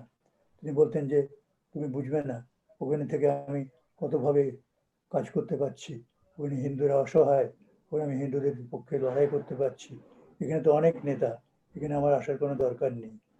তারপরে শেষ অবধি তিনি তো সকলেই জানা আছে, মুক্তিযুদ্ধের সময় তাকে তুলে নিয়ে চলে যাওয়া হয়, তারপরে তার কোনো খোঁজ পাওয়া যায়নি। তিনি কিন্তু বলতেন সবসময় যে একদিন ওরা আমাকে মেরে ফেলবে আমি জানি, কিন্তু আমার কাজ আমাকে করে যেতে হবে। তাই আজকে সবচেয়ে প্রথমে আমি সশ্রদ্ধায় ধীরেন দত্ত মশাইয়ের কথা স্মরণ করব। আর কতগুলো নাটকীয় ঘটনার কথা বলবো। 1971 সালের 7ই মার্চের যে রমনা ময়দানের ঐতিহাসিক বক্তৃতা মুজিব বঙ্গবন্ধু দিচ্ছিলেন, সেটা হবে আমরা জানতাম, কিন্তু বক্তৃতাটা আমি আকস্মিকভাবে রেকর্ডিং করে ফেলি। আমি জানতাম না আমি সেই প্রোগ্রামটা রেকর্ডিং করছি, সেই বক্তৃতা। আমরা আকাশবাণীতে যেটা মাস্টার কন্ট্রোল রুম, তার পাশে একটা এডিটিং রুম ছিল, সেখানে একটা যন্ত্র ছিল, নব ঘুরিয়ে ঘুরিয়ে পৃথিবীর নানান দেশের বেতার শোনা যেত। আমি খেলার ছেলে সেটা মাঝে মাঝে শুনতাম। একদিন সকালবেলা শুনছি, হঠাৎ দেখি বাংলাদেশ থেকে একটা গান ভেসে আসছে সঞ্জিতা খাতুনের কণ্ঠে, আজি বাংলাদেশের হৃদয় হতে কখন আপনি। আর আকাশবাণী থেকে ঠিক একই সময় সুচিত্রা মিত্রের কণ্ঠে সেই গানটা প্রচারিত হচ্ছে, আজি বাংলাদেশের হৃদয় হতে কখন আপনি। আমি চট করে ওই গানটা রেকর্ড করে নিলাম এবং সুচিত্রাদির গানটা তো স্টুডিওতে ছিল, ওখান থেকে সংগ্রহ করলাম, করে সেদিন থেকে একটা প্রোগ্রাম আরম্ভ করলাম। তার নাম দিয়েছিলাম রেডিও স্কেচ, অল্প কথার মধ্যে। আমি তখন সেই অনুষ্ঠানটাকে বললাম যে আশ্চর্য ব্যাপার, দুই বাংলা একটা মুহূর্তে একই রবীন্দ্রনাথের একই গান প্রচার করছে, এবং এখানে আমাদের দুই বাংলার আবেগ, দুই বাংলার লক্ষ্য যেন এক হয়ে গেছে। সেটাই ছিল রেডিও স্কেচের মূল লক্ষ্য। এই অনুষ্ঠানটা আমি বেশ কিছুদিন চালিয়েছিলাম। আমাদের যিনি স্টেশন ডিরেক্টর ছিলেন দিলীপ কুমার সেনগুপ্ত, তিনি রেডিও কার্টুন বলে একটা খুব মজার প্রোগ্রাম করতেন, ব্যঙ্গ প্রোগ্রাম। সেটা খুব জনপ্রিয় হয়েছিল, এবং সেই জন্য অন্য অফিসাররা বললো যে ডিরেক্টর একটা প্রোগ্রাম করছে, তুমি আবার একটা রেডিও স্কেচ বলে আরম্ভ করলে, এটা কি ভালো হলো? এখন আপনাদের যদি মনে হয় যে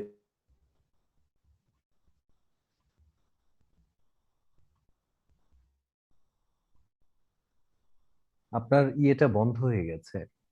কিভাবে? হ্যাঁ, এখন ঠিক আছে। 1971 সালের 7ই মার্চ যে বক্তৃতা হচ্ছিল, উপেন তরফদার সংবাদ বিচিত্রা করতেন, আর আমি দুটো প্রোগ্রাম করতাম সংবাদমূলক। একটা হচ্ছে শহরের ঝলক, আরেকটা হচ্ছে যুব জগৎ, এবং সেটা তরুণদের প্রোগ্রামে যেত কলকাতা খতে 300 মিটারে। তো উপেনদার যে প্রোগ্রামে যেতেন আমার জন্য মেটেরিয়াল রেকর্ড করে আনতেন, আমি গেলে আবার উপেনদার জন্য মেটেরিয়াল রেকর্ড করে আনতাম। উনি আমার সিনিয়র সহকর্মী ছিলেন। তো আমি উপেনদাকে সহযোগিতা করতাম, উপেন্দা আমাকে সহযোগিতা করতেন। রবিবার দিন সন্ধেবেলা আমরা এডিটিং করতাম।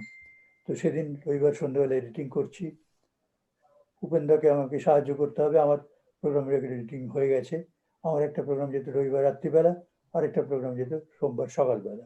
আর উপেন্দার প্রোগ্রাম সংবাদ বিচিত্রা, বিখ্যাত অনুষ্ঠান, সেটা যেত রবিবার দিন রাত্রিবেলা। তো উপেন্দাকে আমি সাহায্য করব সেই জন্য বসে আছি, ওই নবটা ঘুরিয়ে ঘুরিয়ে শুনছি। শুনতে শুনতে হঠাৎ দেখছি একটা জায়গা থেকে বাংলা ব্রডকাস্ট আসছে, এবং একটা মিটিং, অনেক লোকের আওয়াজ পাওয়া যাচ্ছে, একজন খুব জোরালো বক্তৃতা করছেন। কে তিনি বুঝতে পারছি না, মানে বঙ্গবন্ধু তো গলার কথা তার আগে কখনো শুনিনি। তো আমি যখন এটা শুনছি তখন উপেন্দা বললেন, তুমি আমাকে হেল্প করবে, তুমি এখন কি শুনতে আরম্ভ করলে, তুমি রেকর্ডিং করে নাও যা শুনতে চাও। ঠিক আছে, আমি রেকর্ডিং বসিয়ে দিচ্ছি। টেপ রেকর্ডিং হতো, টেপ রেকর্ডিংয়ে বসিয়ে আমি উপর থেকে সাহায্য করলাম। সেদিনের সংবাদ বিচিত্রা তো রেকর্ডিং এডিটিং শেষ হলো। তারপরে আমি শুনতে গেলাম যে কি রেকর্ডিং হয়েছে দেখি। হঠাৎ দেখি যে বঙ্গবন্ধুর সেই বক্তৃতা, ঐতিহাসিক বক্তৃতা আমি না জেনে রেকর্ড করে ফেলেছি। এবং তখন উপেন্দাকে বললাম, তুমি এসে দেখো কি রেকর্ডিং হয়েছে। এবং তখন আমি যদিও কণ্ঠস্বরটা চিনতাম না, কিন্তু সে কণ্ঠস্বর এবং বক্তৃতার বিষয় শুনে বুঝতে পারলাম যে নিশ্চয়ই বঙ্গবন্ধু এই বক্তৃতা করছেন রমনা ময়দানে, যে মিটিংটা হবে সেটা জানতাম। তারপরে উপেন্দা এসে শুনলেন, বলে কি এ তো আশ্চর্য ঘটনা তুমি পেয়ে গেছো, তাহলে কি করব? যে নিউজ রিলটা আমরা তৈরি করছি সংবাদ বিচিত্রা, সেটা আজকে যাওয়ার কোনো মানে হয় না। কিন্তু এটা বিদেশি রেডিওর মেটেরিয়াল, এটা কি আমরা উইদাউট পারমিশন ব্রডকাস্ট করতে পারি? তখন তার মোবাইল ফোনের সময় নয়। তো স্টেশন ডিরেক্টরকে ফোন করা হলো রবিবার দিন, তিনি বাড়িতে নেই, দিলীপ সেনগুপ্ত বাড়িতে নেই। বিমান ঘোষ ছিলেন অ্যাসিস্ট্যান্ট স্টেশন ডিরেক্টর, উপেন্দা তাকে ফোন করলেন, তিনিও বাড়িতে নেই। উপেন্দা বললেন, কি করবো, পারমিশন ছাড়া করে দেবো? আমি বললাম, তুমি করে দাও, এই মেটেরিয়াল যে পেলে এটা ছেড়ে দিলে কিন্তু খুব ভুল করবে, আর যদি কেউ সমালোচনা করে তুমি আমাকে দায়িত্ব দেবে। বলবে ছোট ছেলে, ও আমাকে খুব বলেছে, চাপ দিয়েছে, আবেগবশত আমি তার জন্য বাধ্য হয়েছিলাম করতে। তুমি ফ্যামিলি ম্যান, তোমার চাকরি চলে গেলে অসুবিধা হবে, আমার বয়স কম, আমি এই চাকরি চলে গেলে আবার একটা চাকরি পেয়ে যাবো। বলে উপেন্দাকে খুব সাহস দিলাম। উপেন্দা তখন দেখলেন যে সংবাদ বিচিত্রা যে ডিউরেশন, অর্থাৎ 15 মিনিট, অতটা বক্তৃতাটা পাওয়া যায়নি, বক্তৃতাটা অনেক কম পাওয়া গেছে। তখন বললেন, কিন্তু বাকি সময়টা আমি কি করব? বলে হঠাৎ উপেন্দার মাথায় এলো যে আমি অংশুমান রায়ের একটা গান শুনেছিলাম কয়েকদিন আগে, অংশুমানকে ডাকি, তুমি গানটা শোনো তো, দেখো তো ওটা কাজে লাগে কিনা। অংশুমান রায়কে উনি ডাকলেন, অংশুমান দা এলেন, এসে আমরা রেডিওর ক্যান্টিনে গিয়ে অংশুমান দার সঙ্গে বললাম, অংশুমান দা তোমার গানটা শোনাও। অংশুমান দা গাইলেন, শোনো একটি মুজিবরের থেকে লক্ষ মুজিবরের কণ্ঠস্বরের ধ্বনি, প্রতিধ্বনি, আকাশে বাতাসে ওঠে রনি, বাংলাদেশ আমার বাংলাদেশ। আমি বলি, এটা অসাধারণ গান, এই গানটা তো বঙ্গবন্ধু মুজিবুর রহমানের বক্তৃতার সঙ্গে খুব ভালো যাবে, চলো এটা রেকর্ড করি আমরা। আমি গিয়ে রেকর্ড করলাম, উপেন্দা অংশুমানদার পাশে বসে রইলেন গান রেকর্ডিংয়ের সময়। তারপরে সে একটা কিচ্ছু যন্ত্র নেই, কিচ্ছু নেই, খালি গলায় অংশুমানদা গানটা গাইলেন। তারপরে এসে আমরা এডিটিং আরম্ভ করলাম, খানিকটা মুজিবুর রহমানের বক্তৃতা, আর তারপরে খানিকটা অংশুমানদার ওই গান, আবার খানিকটা বক্তৃতা, আবার খানিকটা ওই গান। এটা উপেন্দার আইডিয়া। উপেন্দা বললেন যে তাহলে সময়টাও ভর্তি হবে, আর দেখো তো কেমন হচ্ছে, আমরা সাংঘাতিক এফেক্ট হচ্ছে, বক্তৃতার পর ওই গানটা আসছে, আবার খানিকটা বক্তৃতা যাচ্ছে। তো সেইভাবে তো সংবাদ বিচিত্র তৈরি হয়ে গেল। সেদিন কথা ছিল যে আমি চাইনিজ খাওয়াতে নিয়ে যাবো উপেন্দাকে। উপেন্দা বললেন, এবার তাহলে আমাকে তুমি চলো চাইনিজ খাওয়াতে নিয়ে চলো। আমরা কার্জন পার্কের মধ্যে দিয়ে হাঁটতে হাঁটতে গেলাম। উপেন্দা বললো, কাল যদি এসে দেখি আমার চাকরি চলে গেছে, আমি কিন্তু তোমার উপর চাপিয়ে দেবো না। হ্যাঁ, তুমি আমার উপর চাপিয়ে দিও, আমার ভয় নেই, আমি নিশ্চয়ই চাকরি পেয়ে যাবো। আমার এত অল্প বয়স, তখন আমার 24 বছর বয়স। যাই হোক, তো সে তারপরের দিন এসে দেখলাম হই হই পড়ে গেছে, সবাই বলছে একটা ইতিহাস তৈরি করেছো তোমরা, কিন্তু সাংঘাতিক কাণ্ড। বঙ্গবন্ধুর সঙ্গে তোমরা সেটা জানো যে পরবর্তীকালে HMV ওটা রেকর্ড হিসেবে বের করেছিল, এবং লক্ষ লক্ষ কপি বিক্রি হয়েছিল। সেই বক্তৃতাটা আমি না জেনে ওই ঐতিহাসিক বক্তৃতাটা রেকর্ড করেছিলাম, এবং উপেন্দা তাই দিয়ে ঐতিহাসিক সংবাদ বিচিত্রা তৈরি করেছিলেন। এবং আমরা দুজনে একই সঙ্গে গিয়েছিলাম বাংলাদেশের সেই মুক্তিযুদ্ধের যে সম্মাননা সেটা গ্রহণ করবার জন্য। তখন যখন বাংলাদেশের মুক্তিযুদ্ধ চলছে, সংবাদ বিভাগ একটা খুব গুরুত্বপূর্ণ ভূমিকা পালন করেছিল। তার মধ্যে একটা হচ্ছে সংবাদ সমীক্ষা, যেটা লিখতেন প্রণবেশ সেন। এটা হচ্ছে সংবাদ পাঠ, যেটা করতেন দেবদুলাল বন্দ্যোপাধ্যায়। আর এটা হচ্ছে উপেন্দ্র সংবাদ সংবাদ বিচিত্রা। এই যে জিনিসগুলো, এগুলো তো ইতিহাস হয়ে গেছে, কিন্তু আরো লোকে জানে না যে সমস্ত আকাশবাণী, সমস্ত বিভাগই এই বাংলাদেশের মুক্তিযুদ্ধের জন্য সম্পূর্ণভাবে নেমে পড়েছিল, ঝাঁপিয়ে পড়েছিল বলা যায়। এবং আমার উপর দায়িত্ব পড়েছিল যে বাংলাদেশ নিয়ে তুমি এখন প্রোগ্রাম করতে লেগে যাও, তোমার মূল কাজ হবে বাংলাদেশ নিয়ে প্রোগ্রাম করা। সেই সূত্রে আরেকটা ঐতিহাসিক দিনের কথা তোমাকে বলবো, সেটা হচ্ছে বঙ্গবন্ধু যেদিন স্বদেশ প্রত্যাবর্তন করছেন 10ই জানুয়ারি, সেদিন একটা খবর এলো যে বঙ্গবন্ধু ঢাকাতে নামবার আগে কলকাতায় নামবেন। আমাকে বলা হলো তুমি চলে যাও এয়ারপোর্টে। আমি এয়ারপোর্টে ছুটলাম একটা যন্ত্র নিয়ে, সোনি রেকর্ডার নিয়ে। সেখানে একটা মঞ্চ তৈরি হচ্ছে, মাইক লাগানো হচ্ছে, বঙ্গবন্ধু নামবেন, নেমে ওখানে বক্তৃতা করবেন। তখন আমরা শেখ মুজিব বলতাম, বঙ্গবন্ধু খুব একটা বলা হতো না। কারণটা হচ্ছে সিদ্ধার্থ শঙ্কর রায় পশ্চিমবঙ্গের মুখ্যমন্ত্রী, তিনি শেখ মুজিবুর রহমানকে বলেছিলেন যে বাংলাদেশের শেখ মুজিবকে দেখবার জন্য এখানে লোকে পাগল হয়ে গেছে, আপনি একবার নামুন কয়েক মিনিটের জন্য, আপনি নেমে একটু বক্তৃতা করে তারপরে আপনি ঢাকার প্লেনে আবার উঠুন। যাই হোক, যে প্লেনটি নিয়ে আসছিল বঙ্গবন্ধুকে লন্ডন থেকে দিল্লিতে গেছে, এবং দিল্লি থেকে কলকাতা হয়ে ঢাকায় যাবেন। তো আমি তো গিয়ে পৌঁছেছি, প্রচুর লোকজন জুটে গেছে, আস্তে আস্তে ভিড় বেড়ে যাচ্ছে, অনেকের হাতে পোস্টার, শেখ মুজিব বেঁচে থাকো, জয় বাংলা স্লোগান উঠছে, শেখ মুজিব ফিরে এসো ফিরে এসো। আমি অনেক ইন্টারভিউ করছি, আপনারা কেন এসছেন, আপনাদের কি অনুভূতি। এই সময় একজন লোক এসে বললেন, আপনি কি আকাশবাণী? আকাশবাণী? আমি বললাম হ্যাঁ। আপনি ছুটুন। মানে কোথায় ছুটবো? আপনাকে কন্ট্রোল রুমে ডাকছে। আমি তো জানি না কোথায় কন্ট্রোল রুম, আপনি আমার পিছন পিছন ছুটুন। আমি ওনার পিছন পিছন ছুটতে লাগলাম, ছুটতে ছুটতে কন্ট্রোল রুমে গেলাম। আমাকে দেখেই বললো, আকাশবাণী, আপনি এক্ষুনি আপনার যন্ত্রটা খুলে রাখুন। আমি বললাম কেন? একটা মেসেজ আসবে, সেটা রেকর্ড করতে হবে। কার মেসেজ আসবে, কি রেকর্ড করবো আমি কিচ্ছু জানি না। কিন্তু ওখানে দেখলাম ভীষণ উত্তেজনা, সবাই খুব উত্তেজিত হয়ে রয়েছে, খুব হইচই হচ্ছে, এবং যন্ত্রপাতি সব ঠিকঠাক করা হচ্ছে। আমি তো যন্ত্রটা খুলে দাঁড়িয়ে রইলাম। হঠাৎ দেখলাম আকাশ থেকে ভেসে আসছে বঙ্গবন্ধুর সেই মন্দ্র কণ্ঠস্বর। তখন আমি বঙ্গবন্ধুর কণ্ঠস্বর চিনে ফেলেছি, কারণ আমি সেই বক্তৃতা 7ই মার্চে রেকর্ড করেছিলাম আগে। বঙ্গবন্ধু বলছেন আকাশ থেকে যে আমি আপনাদের কথা দিয়েছিলাম, আমি ঢাকায় যাবার আগে কলকাতায় নামবো, আপনারা আমার জন্য অনেকক্ষণ অপেক্ষা করছেন, আমি আপনাদের সঙ্গে দেখা করব, আপনাদের কাছে একটু বক্তৃতা করব, তারপর আমি ঢাকায় যাব। কিন্তু কলকাতার আকাশে এসে আজ এখন আমার মনে হচ্ছে আমি সবার আগে স্বাধীন বাংলাদেশের মাটি স্পর্শ করি। আপনারা আমাকে ক্ষমা করুন, আমি কলকাতায় নামছি না, কিন্তু আপনাদের কথা দিচ্ছি যে আমি খুব শিগগিরই প্রথম সুযোগেই কিন্তু আমি কলকাতায় আসব। আমি তো সেটা রেকর্ডিং করলাম। তারপরে সেই রেকর্ডিংটা এসে যখন শোনালাম মাইক্রোফোনে যে বঙ্গবন্ধু নামছেন না, শেখ মুজিব চলে গেছেন ঢাকাতে সরাসরি, তবে খুব হতাশ হলো, কিন্তু তারা কেউ রাগ করলো না। তারা বুঝতে পারলো যে তিনি কত ভালোবাসেন তার নিজের দেশকে। আমি ভাবলাম সারাদিন ধরে যে এত রেকর্ডিং করলাম, ইন্টারভিউ, এগুলো কি নষ্ট হবে? তখন আমি আবার নেমে পড়ে জনতা চলে যাচ্ছে, তাদের আবার রেকর্ডিং করতে লাগলাম, যে আপনারা কি হতাশ হলেন?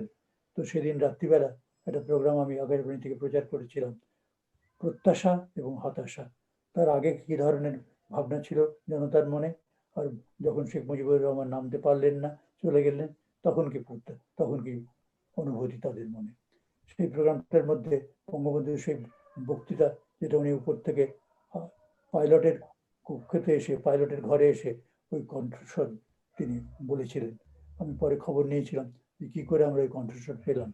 আমি শুনেছিলাম তিনি পাইলটের ককপিট, সেখান থেকে এসে তাদের মাইক্রোফোনে, পাইলটরা যে মাইক্রোফোনে কথা বলে, তার মাধ্যমে তিনি এই বার্তা আমাদেরকে দিয়েছিলেন। তো সেই যে বক্তৃতাটা, সেটাও কিন্তু আমি আমার অনুষ্ঠানের মধ্যে দিয়েছিলাম, এবং সংবাদ বিচিত্রা তো আমি পরবর্তীকালে দিয়েছিলাম, সেটাও কিন্তু প্রচারিত হয়েছিল। আর একটা দিন খুব উল্লেখযোগ্য, সেদিনটা হচ্ছে বঙ্গবন্ধু যখন কলকাতায় এলেন, সেটা হচ্ছে 6ই ফেব্রুয়ারি তিনি কলকাতায় এলেন। সমস্ত কলকাতা যেন মনে হচ্ছে বাংলাদেশের বিজয় দিবস সারা কলকাতায় পালিত হচ্ছে।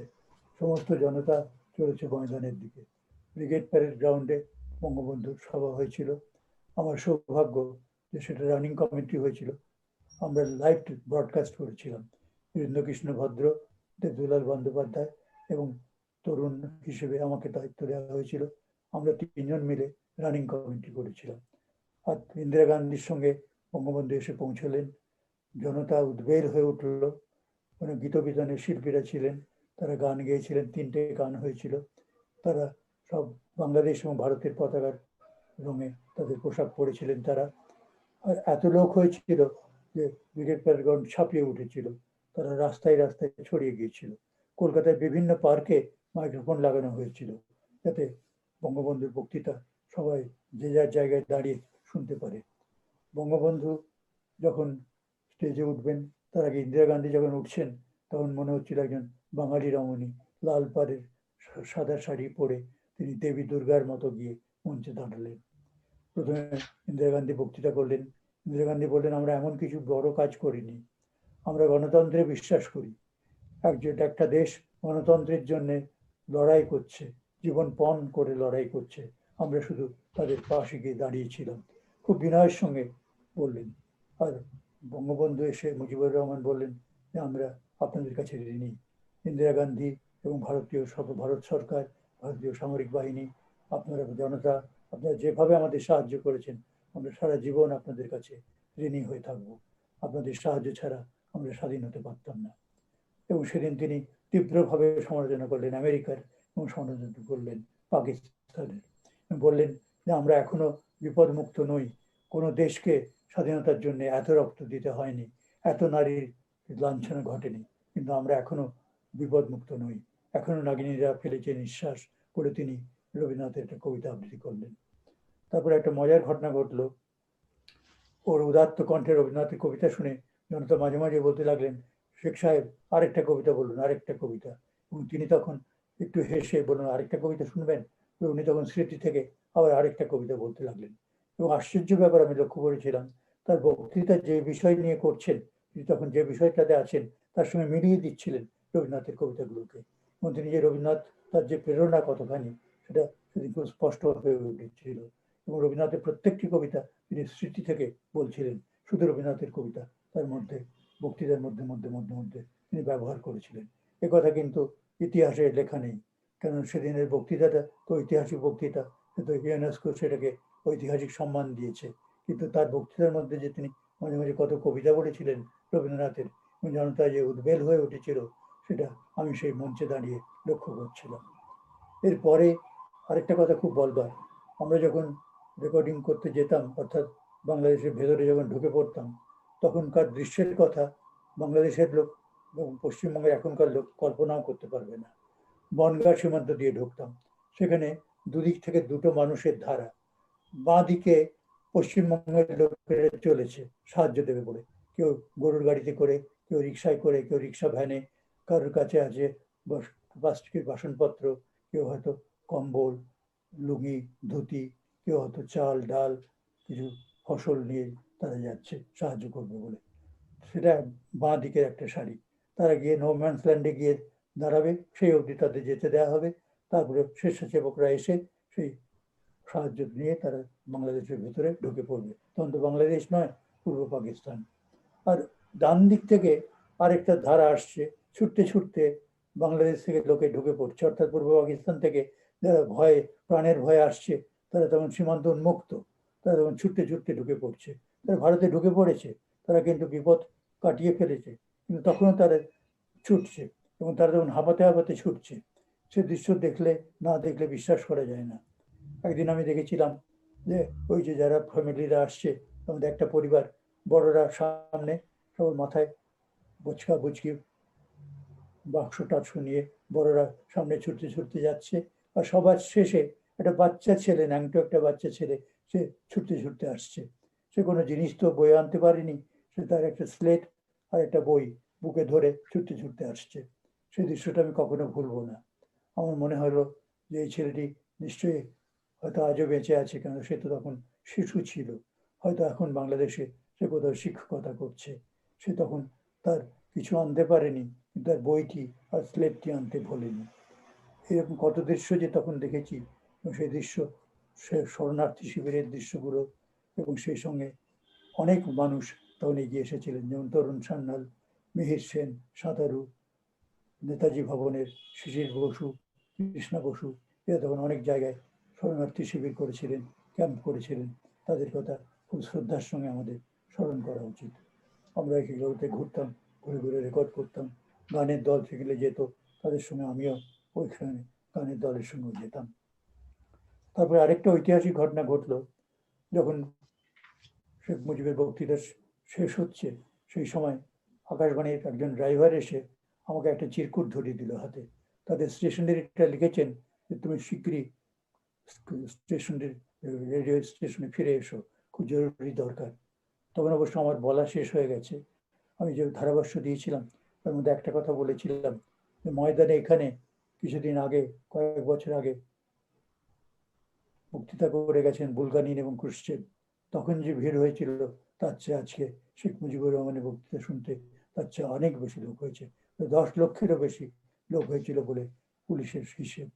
এবং ইন্দিরা গান্ধী বলেছিলেন যে বিশেষ রেলগাড়ি চালাও, যারা গ্রাম থেকে আসতে চায় তারা যেন আসতে পারে। তাই গ্রাম থেকে প্রচুর লোক এসেছিলেন। সমস্ত রাস্তা তখন ময়দানমুখী, ব্রিগেড প্যারেড গ্রাউন্ডের দিকে চলে এসেছে। এবং সেই মিটিংয়ের সময় সমস্ত দেশে মনে হচ্ছে আজকে বাংলাদেশ দিবস পালিত হচ্ছে। তখন চৌরঙ্গিতে বিক্রি হচ্ছে নানা রকম সুভেনির, শেখ মুজিবের ছবি দিয়ে, ইন্দিরা গান্ধীর ছবি দিয়ে বাংলাদেশের ছোট ছোট পতাকা বিক্রি হচ্ছে, আর টি শার্ট বিক্রি হচ্ছে, আর বিক্রি হচ্ছে সেই অংশগ্রহণের রেকর্ড, সেটা পাওয়াই যাচ্ছে না। অংশগ্রহণের গানের ক্যাসেট বিক্রি হচ্ছে। আর বিশেষ করে হেমন্ত মুখোপাধ্যায়, সন্ধ্যা মুখোপাধ্যায়ের কণ্ঠে বাংলাদেশের যে সমস্ত গান বিখ্যাত হয়েছিল সেই সমস্ত গানের ক্যাসেট তখন বিক্রি হচ্ছে। তখন ক্যাসেটের যুগ এসেছে, রেকর্ড থেকে ক্যাসেটের যুগে তখন আমরা প্রবেশ করছি। আমি যখন পৌঁছলাম রেডিও স্টেশনে, আমাকে বলা হলো যে ভারত সরকার সিদ্ধান্ত নিয়েছে আজকে বঙ্গবন্ধু কলকাতায় থাকবেন, সেই জন্য তাকে সম্মান জানিয়ে একটা স্পেশাল প্রোগ্রাম করতে হবে, এবং সেই প্রোগ্রামটা তোমাকে করতে হবে, কারণ সময় খুব কম, কয়েক ঘন্টার মধ্যে তুমি দ্রুত কাজ করতে পারবে, তুমি ইয়াং, সেজন্য তোমাকে দায়িত্ব দেওয়া হচ্ছে। আমি ভাবলাম যে এটা তো বিরাট দায়িত্ব। আমাকে বললাম যে আমি কত ঘন্টা তোমার সময় আছে? তুমি 4 ঘন্টা 4.5 ঘন্টা সময় পাবে, তার মধ্যে রেকর্ডিং করে ফেলতে হবে। তিনি 9টার সময় এই প্রোগ্রামটা ব্রডকাস্ট হবে, আকাশবাণী থেকে ব্রডকাস্ট হবে, আর বাংলাদেশ বেতার একই সঙ্গে এটা রিলে করবে। আমি তখন একটা প্রোগ্রামের নাম ভাবলাম শেখ মুজিবের বাংলাদেশের প্রতি, এবং সেই অনুষ্ঠানের জন্য যাদের নেব তাদের নাম দ্রুত ভেবে নিলাম।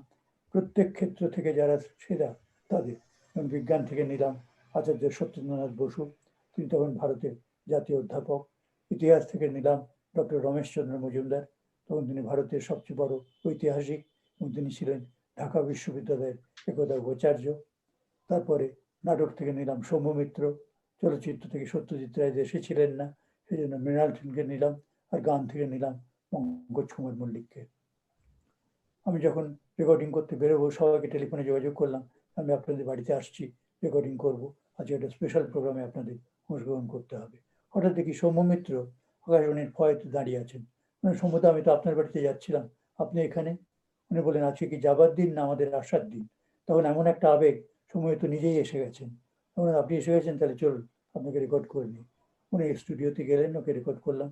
উনি বললেন আজকে একটা ঐতিহাসিক দিন, এখন আমাদের দরকার দুই দেশের মধ্যে সাংস্কৃতিক বিনিময়, দুই দেশের মধ্যে সাহিত্যের, নাটকের এই সমস্ত বিনিময় হওয়া দরকার, দুই দেশের মধ্যে যাতে সদ্ভাব থাকে সেটাই আমাদের গুরুত্ব দিতে হবে। তাতে রেকর্ড করে তারপর আমি ছুটলাম মৃণাল সেনের কাছে। মৃণাল সেন বললেন তোমরা এমন একটা কাণ্ড করছো যেন দুটো দেশ এক হয়ে গেছে। আসলে এই উপমহাদেশে দুটো দেশ হয়েছিল, ভেঙে 3টে দেশ হলো। তার তোমাদের আনন্দ দেখে মনে হচ্ছে যে দুই বাংলা এক হয়ে গেল। দুই বাংলা তো এক হলো না, আসলে দুটো দেশ থেকে 3টে দেশ হলো। এই রিয়েলিটিটুকু তোমরা বোঝবার চেষ্টা করো। আমরা তার সেই বক্তব্যটা রেকর্ড করলাম। তারপরে আমি গেলাম সত্যেন্দ্রনাথ বসু, বিজ্ঞানী, অত বড় বিজ্ঞানী, তিনি ঢাকা বিশ্ববিদ্যালয়ে পড়াতেন। তিনি আমাকে ছোটবেলা থেকে চিনতেন, আমি তাকে খুব শ্রদ্ধা করতাম। তিনি তো জিনিয়াস, তার আইনস্টাইন এবং বোস থিওরি সারা পৃথিবীর লোক জানে। তিনি আমাকে দেখে বললেন তুই আকাশবাণীতে চাকরি করতে ঢুকেছিস, তুই চোরের জায়গায় ঢুকেছিস। তিনি ওরকম ভাবে কথা বলতেন। আমাকে বললেন তুই আর কোনো জায়গা পেলি না চাকরি করার, ওইখানে গিয়ে ঢুকেছিস কেন, তোর কি হলো কি? বললেন না আমার তো ভালো লাগছে আকাশবাণীর চাকরি। না না আমি কিছু বলবো না। ও চোরের জায়গা, আকাশ বাড়িতে আমি কিচ্ছু বলবো না। আমি বললাম, না না, আপনি না বললে কি করে হবে? আজকে বাংলাদেশ থেকে বঙ্গবন্ধু শেখ মুজিবুর রহমান এসছেন, আপনি তো বাংলাদেশে পড়িয়েছেন, আপনাকে একটু বলতেই হবে। তখন উনি বললেন, আচ্ছা তুই যখন এত পিড়াপিড়ি করছিস, নে তোর মেশিন খোল, আমি না বললে তবে তোর চাকরি যাবে। তখন আমি মেশিন খুললাম। উনি বললেন, আমি বাংলাদেশে পড়িয়েছি, আমি ওখানকার মানুষকে চিনি, আমি কথা বলতে পারি। আজকে যে অসাম্প্রদায়িক মনোভাবের কথা বলা হচ্ছে, যে গণতন্ত্রের কথা বলা হচ্ছে, এটা বেশি দিন থাকবে না। ওদের নিজেদের মধ্যে লাঠালাঠি লাগবে, বাংলাদেশের মাটির আবার রক্তাক্ত হবে। কিছুতেই এটা ওরা শান্তিতে থাকতে পারবে না, এটা আমি বিশ্বাস করি না। কারণ আমি ও দেশে অনেকদিন থেকেছি, ও দেশের মানুষের মনোভাব আমি জানি। আমি মনে কি কাণ্ড, এ কথা কি করে ব্রডকাস্ট করব? কিন্তু আমি তো রেকর্ডিং করতে বাধ্য, তিনি ভারতের জাতীয় অধ্যাপক তখন। তারপর আমি গেলাম ডক্টর রমেশচন্দ্র মজুমদারের কাছে। তিনি বললেন, আমি ঢাকা বিশ্ববিদ্যালয়ের উপাচার্য ছিলাম, আমি দীর্ঘদিন ওখানে বাস করেছি, ওইখানকার আঞ্চলিক ইতিহাস নিয়ে অনেক চর্চা করেছি। আমি যদি ইতিহাসের কিছুমাত্র বুঝে থাকি, আমি যখন ঢাকাতে ছিলাম, রবীন্দ্রনাথ গিয়েছিলেন ঢাকাতে এবং আমার বাড়িতেই তিনি অতিথি হয়েছিলেন। তাহলে তোমাদের একটা কথা বলতে পারি, যে শেখ মুজিবুর রহমান যে অসাম্প্রদায়িক গণতন্ত্রের কথা ভাবছে, সব সাম্প্রদায়িক গণতন্ত্র তিনি রক্ষা করতে পারবেন না। বাংলাদেশে সাম্প্রদায়িকতা মাথা দিয়ে উঠবে, বাংলাদেশে সামরিক শক্তি মাথাচাড়া দেবে এবং বাংলাদেশের মাটি রক্তাক্ত হবে এবং বাংলাদেশের জন্য ভারতবর্ষের নিরাপত্তাও হয়তো বিঘ্নিত হবে এবং শেখ মুজিবুর রহমানের জীবন সংসার ঘটতে পারে। আমি তো কেঁপে কেঁপে উঠছি এই সমস্ত কথা শুনে, কিন্তু আমাকে রেকর্ডিং করতে হচ্ছে। এত বড় একজন ঐতিহাসিক নিয়ে কথা বলছেন, আমি তো রেকর্ডিংগুলো করে নিয়ে গিয়ে স্টেশন ডিরেক্টরকে বললাম, এরা এইসব বলেছেন, আমি কি করব? তিনি বললেন, আমি জানি না তুমি কি করবে, কিন্তু এদের একটা লাইন তুমি ফেলতে পারো না। একজন সবচেয়ে বড় ঐতিহাসিক ভারতের, একজন ভারতের জাতীয় অধ্যাপক, তাদের প্রতিটি কথা তোমাকে ব্রডকাস্ট করতে হবে। তুমি কি করে করবে তুমি ভেবে নাও। তারপর পঙ্কজ কুমার মল্লিকের কাছে সবার শেষে গেলাম, তিনি আমার জন্য অপেক্ষা করছিলেন। আর যখন আমি পঙ্কজ কুমার মল্লিকের কাছে যাচ্ছি, হঠাৎ আমি স্ক্রিপ্ট লিখতে লিখতে যাচ্ছি, কারণ হাতে তো সময় নেই, গাড়িতে যেতে যেতে স্ক্রিপ্ট লিখছি। হঠাৎ চোখ তুলে দেখি যে শেখ মুজিবুর রহমান আমার দিকে নমস্কার করছেন। আমি ভাবলাম যে কি ব্যাপার, আমি কি স্বপ্ন দেখছি নাকি? তারপর বুঝলাম, তাড়াতাড়ি করে গাড়ি থেকে নেমে পড়লাম। তখন বুঝলাম যে মিটিং শেষ হয়ে গেছে, বঙ্গবন্ধু বাংলাদেশ মিশনে যাচ্ছেন।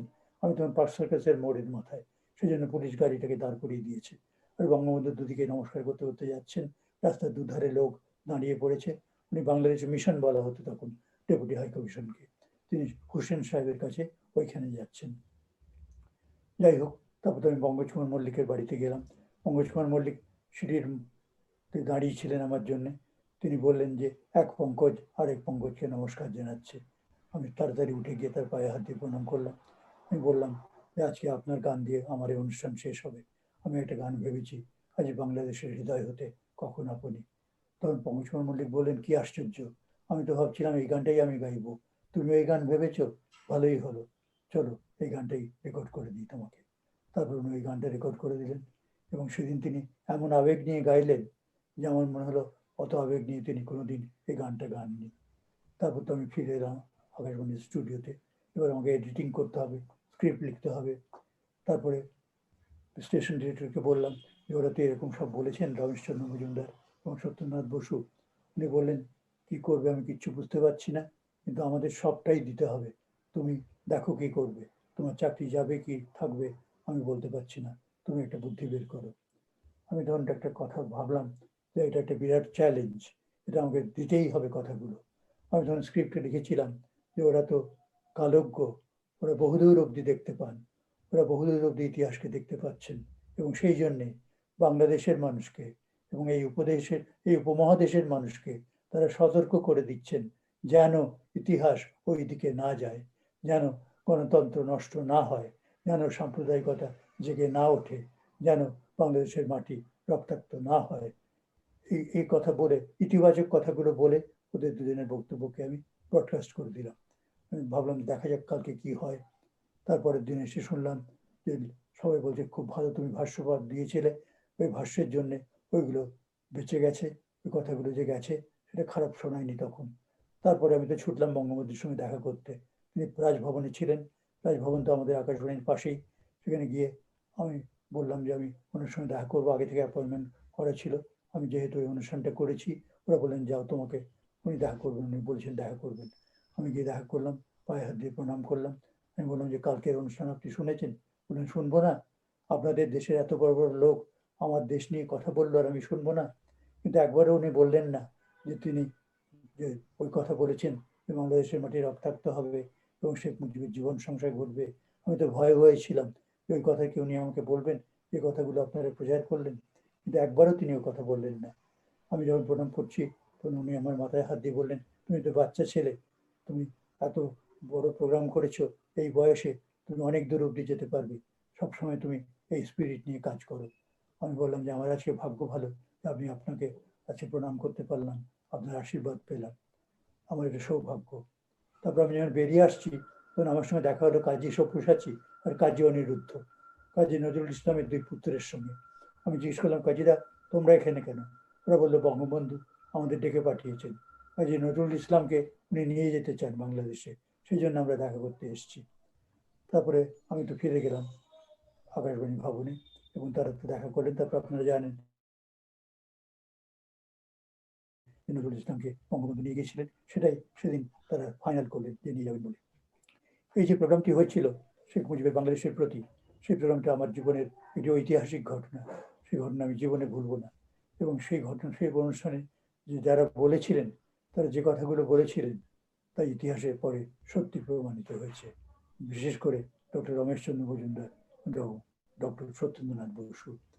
যদিও সে কথাগুলো তখন আমরা ভয়ে কেঁপে উঠছিলাম শুনে এবং ভাবছিলাম কি করে এগুলো ব্রডকাস্ট করব, কিন্তু সাহস করে ব্রডকাস্ট করতে পেরেছিলাম। তার জন্যে এখন মনে হয় যে আমি ভালোই করেছিলাম। আমার অবশ্য চাকরি যায়নি, আমাকে প্রশংসা করা হয়েছিল যে তুমি খুব নিপুণভাবে ভাষ্যটি রচনা করেছিলে। যাই হোক, পরবর্তীকালে আমি অনুরোধ করেছিলাম এই অনুষ্ঠানে যেন সংরক্ষিত হয়, কিন্তু আদৌ সংরক্ষিত হয়েছে বলে আমার মনে হয় না সেই অনুষ্ঠানটি। কিন্তু এই অনুষ্ঠানটির কথা আমি পরবর্তীকালে অনেক জায়গায় বলেছি এবং এই অনুষ্ঠানটির কথা লিখেছি। পরবর্তীকালে ইতিহাসে এই অনুষ্ঠানটির কথা অবশ্যই লিখিত থাকা উচিত বলে আমি মনে করি। আরো অনেক স্মৃতি বিধান। বাংলাদেশের ভেতরে যখন ঢুকে পড়তাম, যখন যুদ্ধ হচ্ছে, তখন তোমাকে একটা ঘটনার কথা বলবো। আমি ঝিকরগাছা বলে একটা জায়গা আছে যশোর জেলায়, সেখানে একটা হাট হচ্ছে বসতো। সে হাটে যখন গেলাম তখন দেখলাম ইস্ট পাকিস্তান রাইফেলসের দুজন সেনা, তারা তখন মুক্তিবাহিনীর সঙ্গে যোগ দিয়েছে, তারা ফিরে এসছে, রিট্রিট করছে। তারা একটা গরুর গাড়ির উপর উঠে দাঁড়িয়ে বলছে, ভাইরা বন্ধুরা তোমরা ফিরে যাও, খান সেনারা এখনই এসে পৌঁছবে, তোমরা বিপদে পড়ে যাবে। তখন আমি চিৎকার করে বললাম, আমি আকাশবাণী কলকাতা থেকে এসেছি, আপনারা একটু দাঁড়ান, আমি আপনাদের ইন্টারভিউ করব। তখন তারা দাঁড়ালেন, আমি তাদের ইন্টারভিউ করলাম। তখন তারা আমাকে আকাশবাণী থেকে এসেছি শুনে খুশি হয়ে হাতে তৈরি দেশলাই দিলেন আর বাংলাদেশের একটা পতাকা দিলেন, হাতে তৈরি পতাকা। সেটা আমি আজও আমার কাছে রেখে দিয়েছি। তারপরে আরেক দিন আমি ঢুকেছি তৎকালীন পূর্ব পাকিস্তানের মধ্যে। ঘুরতে ঘুরতে ঘুরতে আমি গেছি নাভারণ হাসপাতালে। একটি ছেলে, আওয়ামী লীগের একটি গাড়ি পেয়েছিলাম, আওয়ামী লীগের কয়েকটি ছেলে এসে বললো যে আপনি একটা গাড়ি চান, আমি আপনাকে একটা গাড়ি দিতে পারি। আমরা হ্যাঁ। এবারে আমরা বেনু ভাইয়ের একটা গান শুনতে চাই, মাহমুদুর রহমান বেনু। আমি আপনার একটা গানের মধ্য দিয়ে আমরা আজকের এই আয়োজনটা শেষ করব। আপনাকে একটা গান পরিবেশনের জন্য অনুরোধ জানাচ্ছি সবশেষে। এই গানের মধ্য দিয়েই শেষ হবে। সবার প্রতি আন্তরিক কৃতজ্ঞতা জানাচ্ছি, ধন্যবাদ জানাচ্ছি সাথে থাকবার জন্য।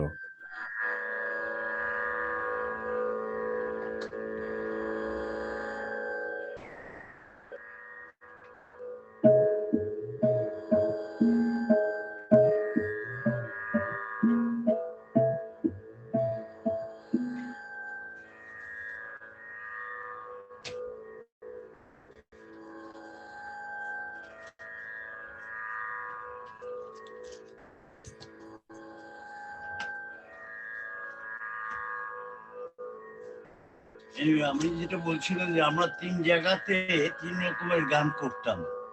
মূলত শহরে, কলকাতা শহরে প্রায় সব বড় বড় কেন্দ্রগুলোতে, কলা মন্দিরে, রবীন্দ্র সদনে, আরো অনেক জায়গা যার নামও মনে নাই আমার। এছাড়া কলকাতার বাইরে কল্যাণী, তারপর ওই রানাঘাট ওদিকেও, আবার কলকাতার বাইরে পাটনাতে, মেদিনীপুরে আর দিল্লিতে অনেক অনুষ্ঠান করেছি আর কি। ওখানে জন্য সাধারণত রবীন্দ্রনাথের যে দেশের গানগুলো, হ্যাঁ, বা আমাদের মুক্তিযুদ্ধের সঙ্গে বা বাংলাদেশের স্বাধীনতা সংগ্রামের জড়িত যে সেই গানগুলো, তার একটা নিদর্শন এখানে।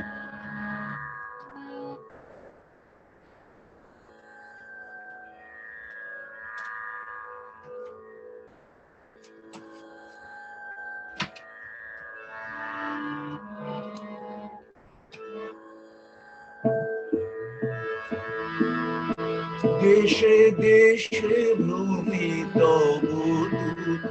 গান গাহি, দেশে দেশে ভ্রমিত গান গাহি,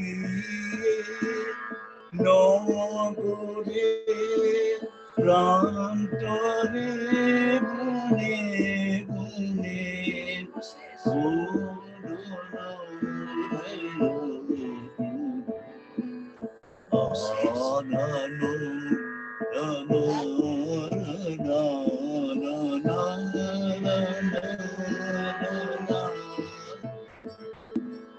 দেশে দেশে ভ্রমিত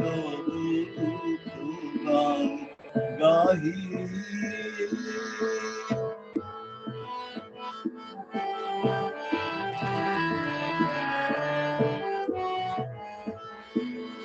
জ্বলিয়া মুঠে অযুত প্রাণ, এত সুরে গান এত গান গায়, জ্বলিয়া মুঠে অযুত প্রাণে, এত সাথে মিলি এত গান গায়, নয়নে অননে ভায়, শূন্য কাপে অভ্রভেদী বজ্র নির্ঘোষে, ভয়ে সবে নীরবে চাহিয়ে, দেশে দেশে ভ্রমি তবু দুঃখ গান গাহি।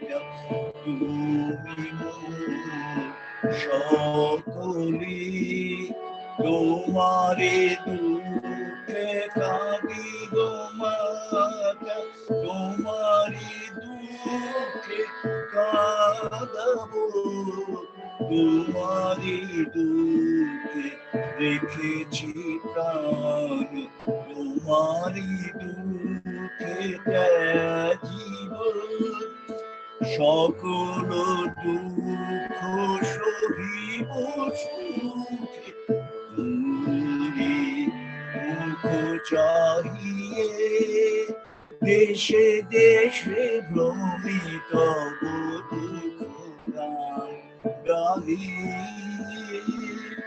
নগরে প্রান্তরে বনে বনে ঝরে পাষাণু হৃদয় কাঁদে, সে কাহিনী শুনিয়ে, দেশে দেশে ভ্রমি তবু দুঃখ গান গাহি, দেশে দেশে ভ্রমি তবু দুঃখ গান গাহি।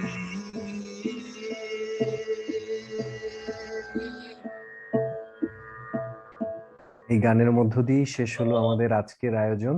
সবাইকে আবারও অশেষ অশেষ কৃতজ্ঞতা। সবাই ভালো থাকবেন, সুস্থ থাকবেন।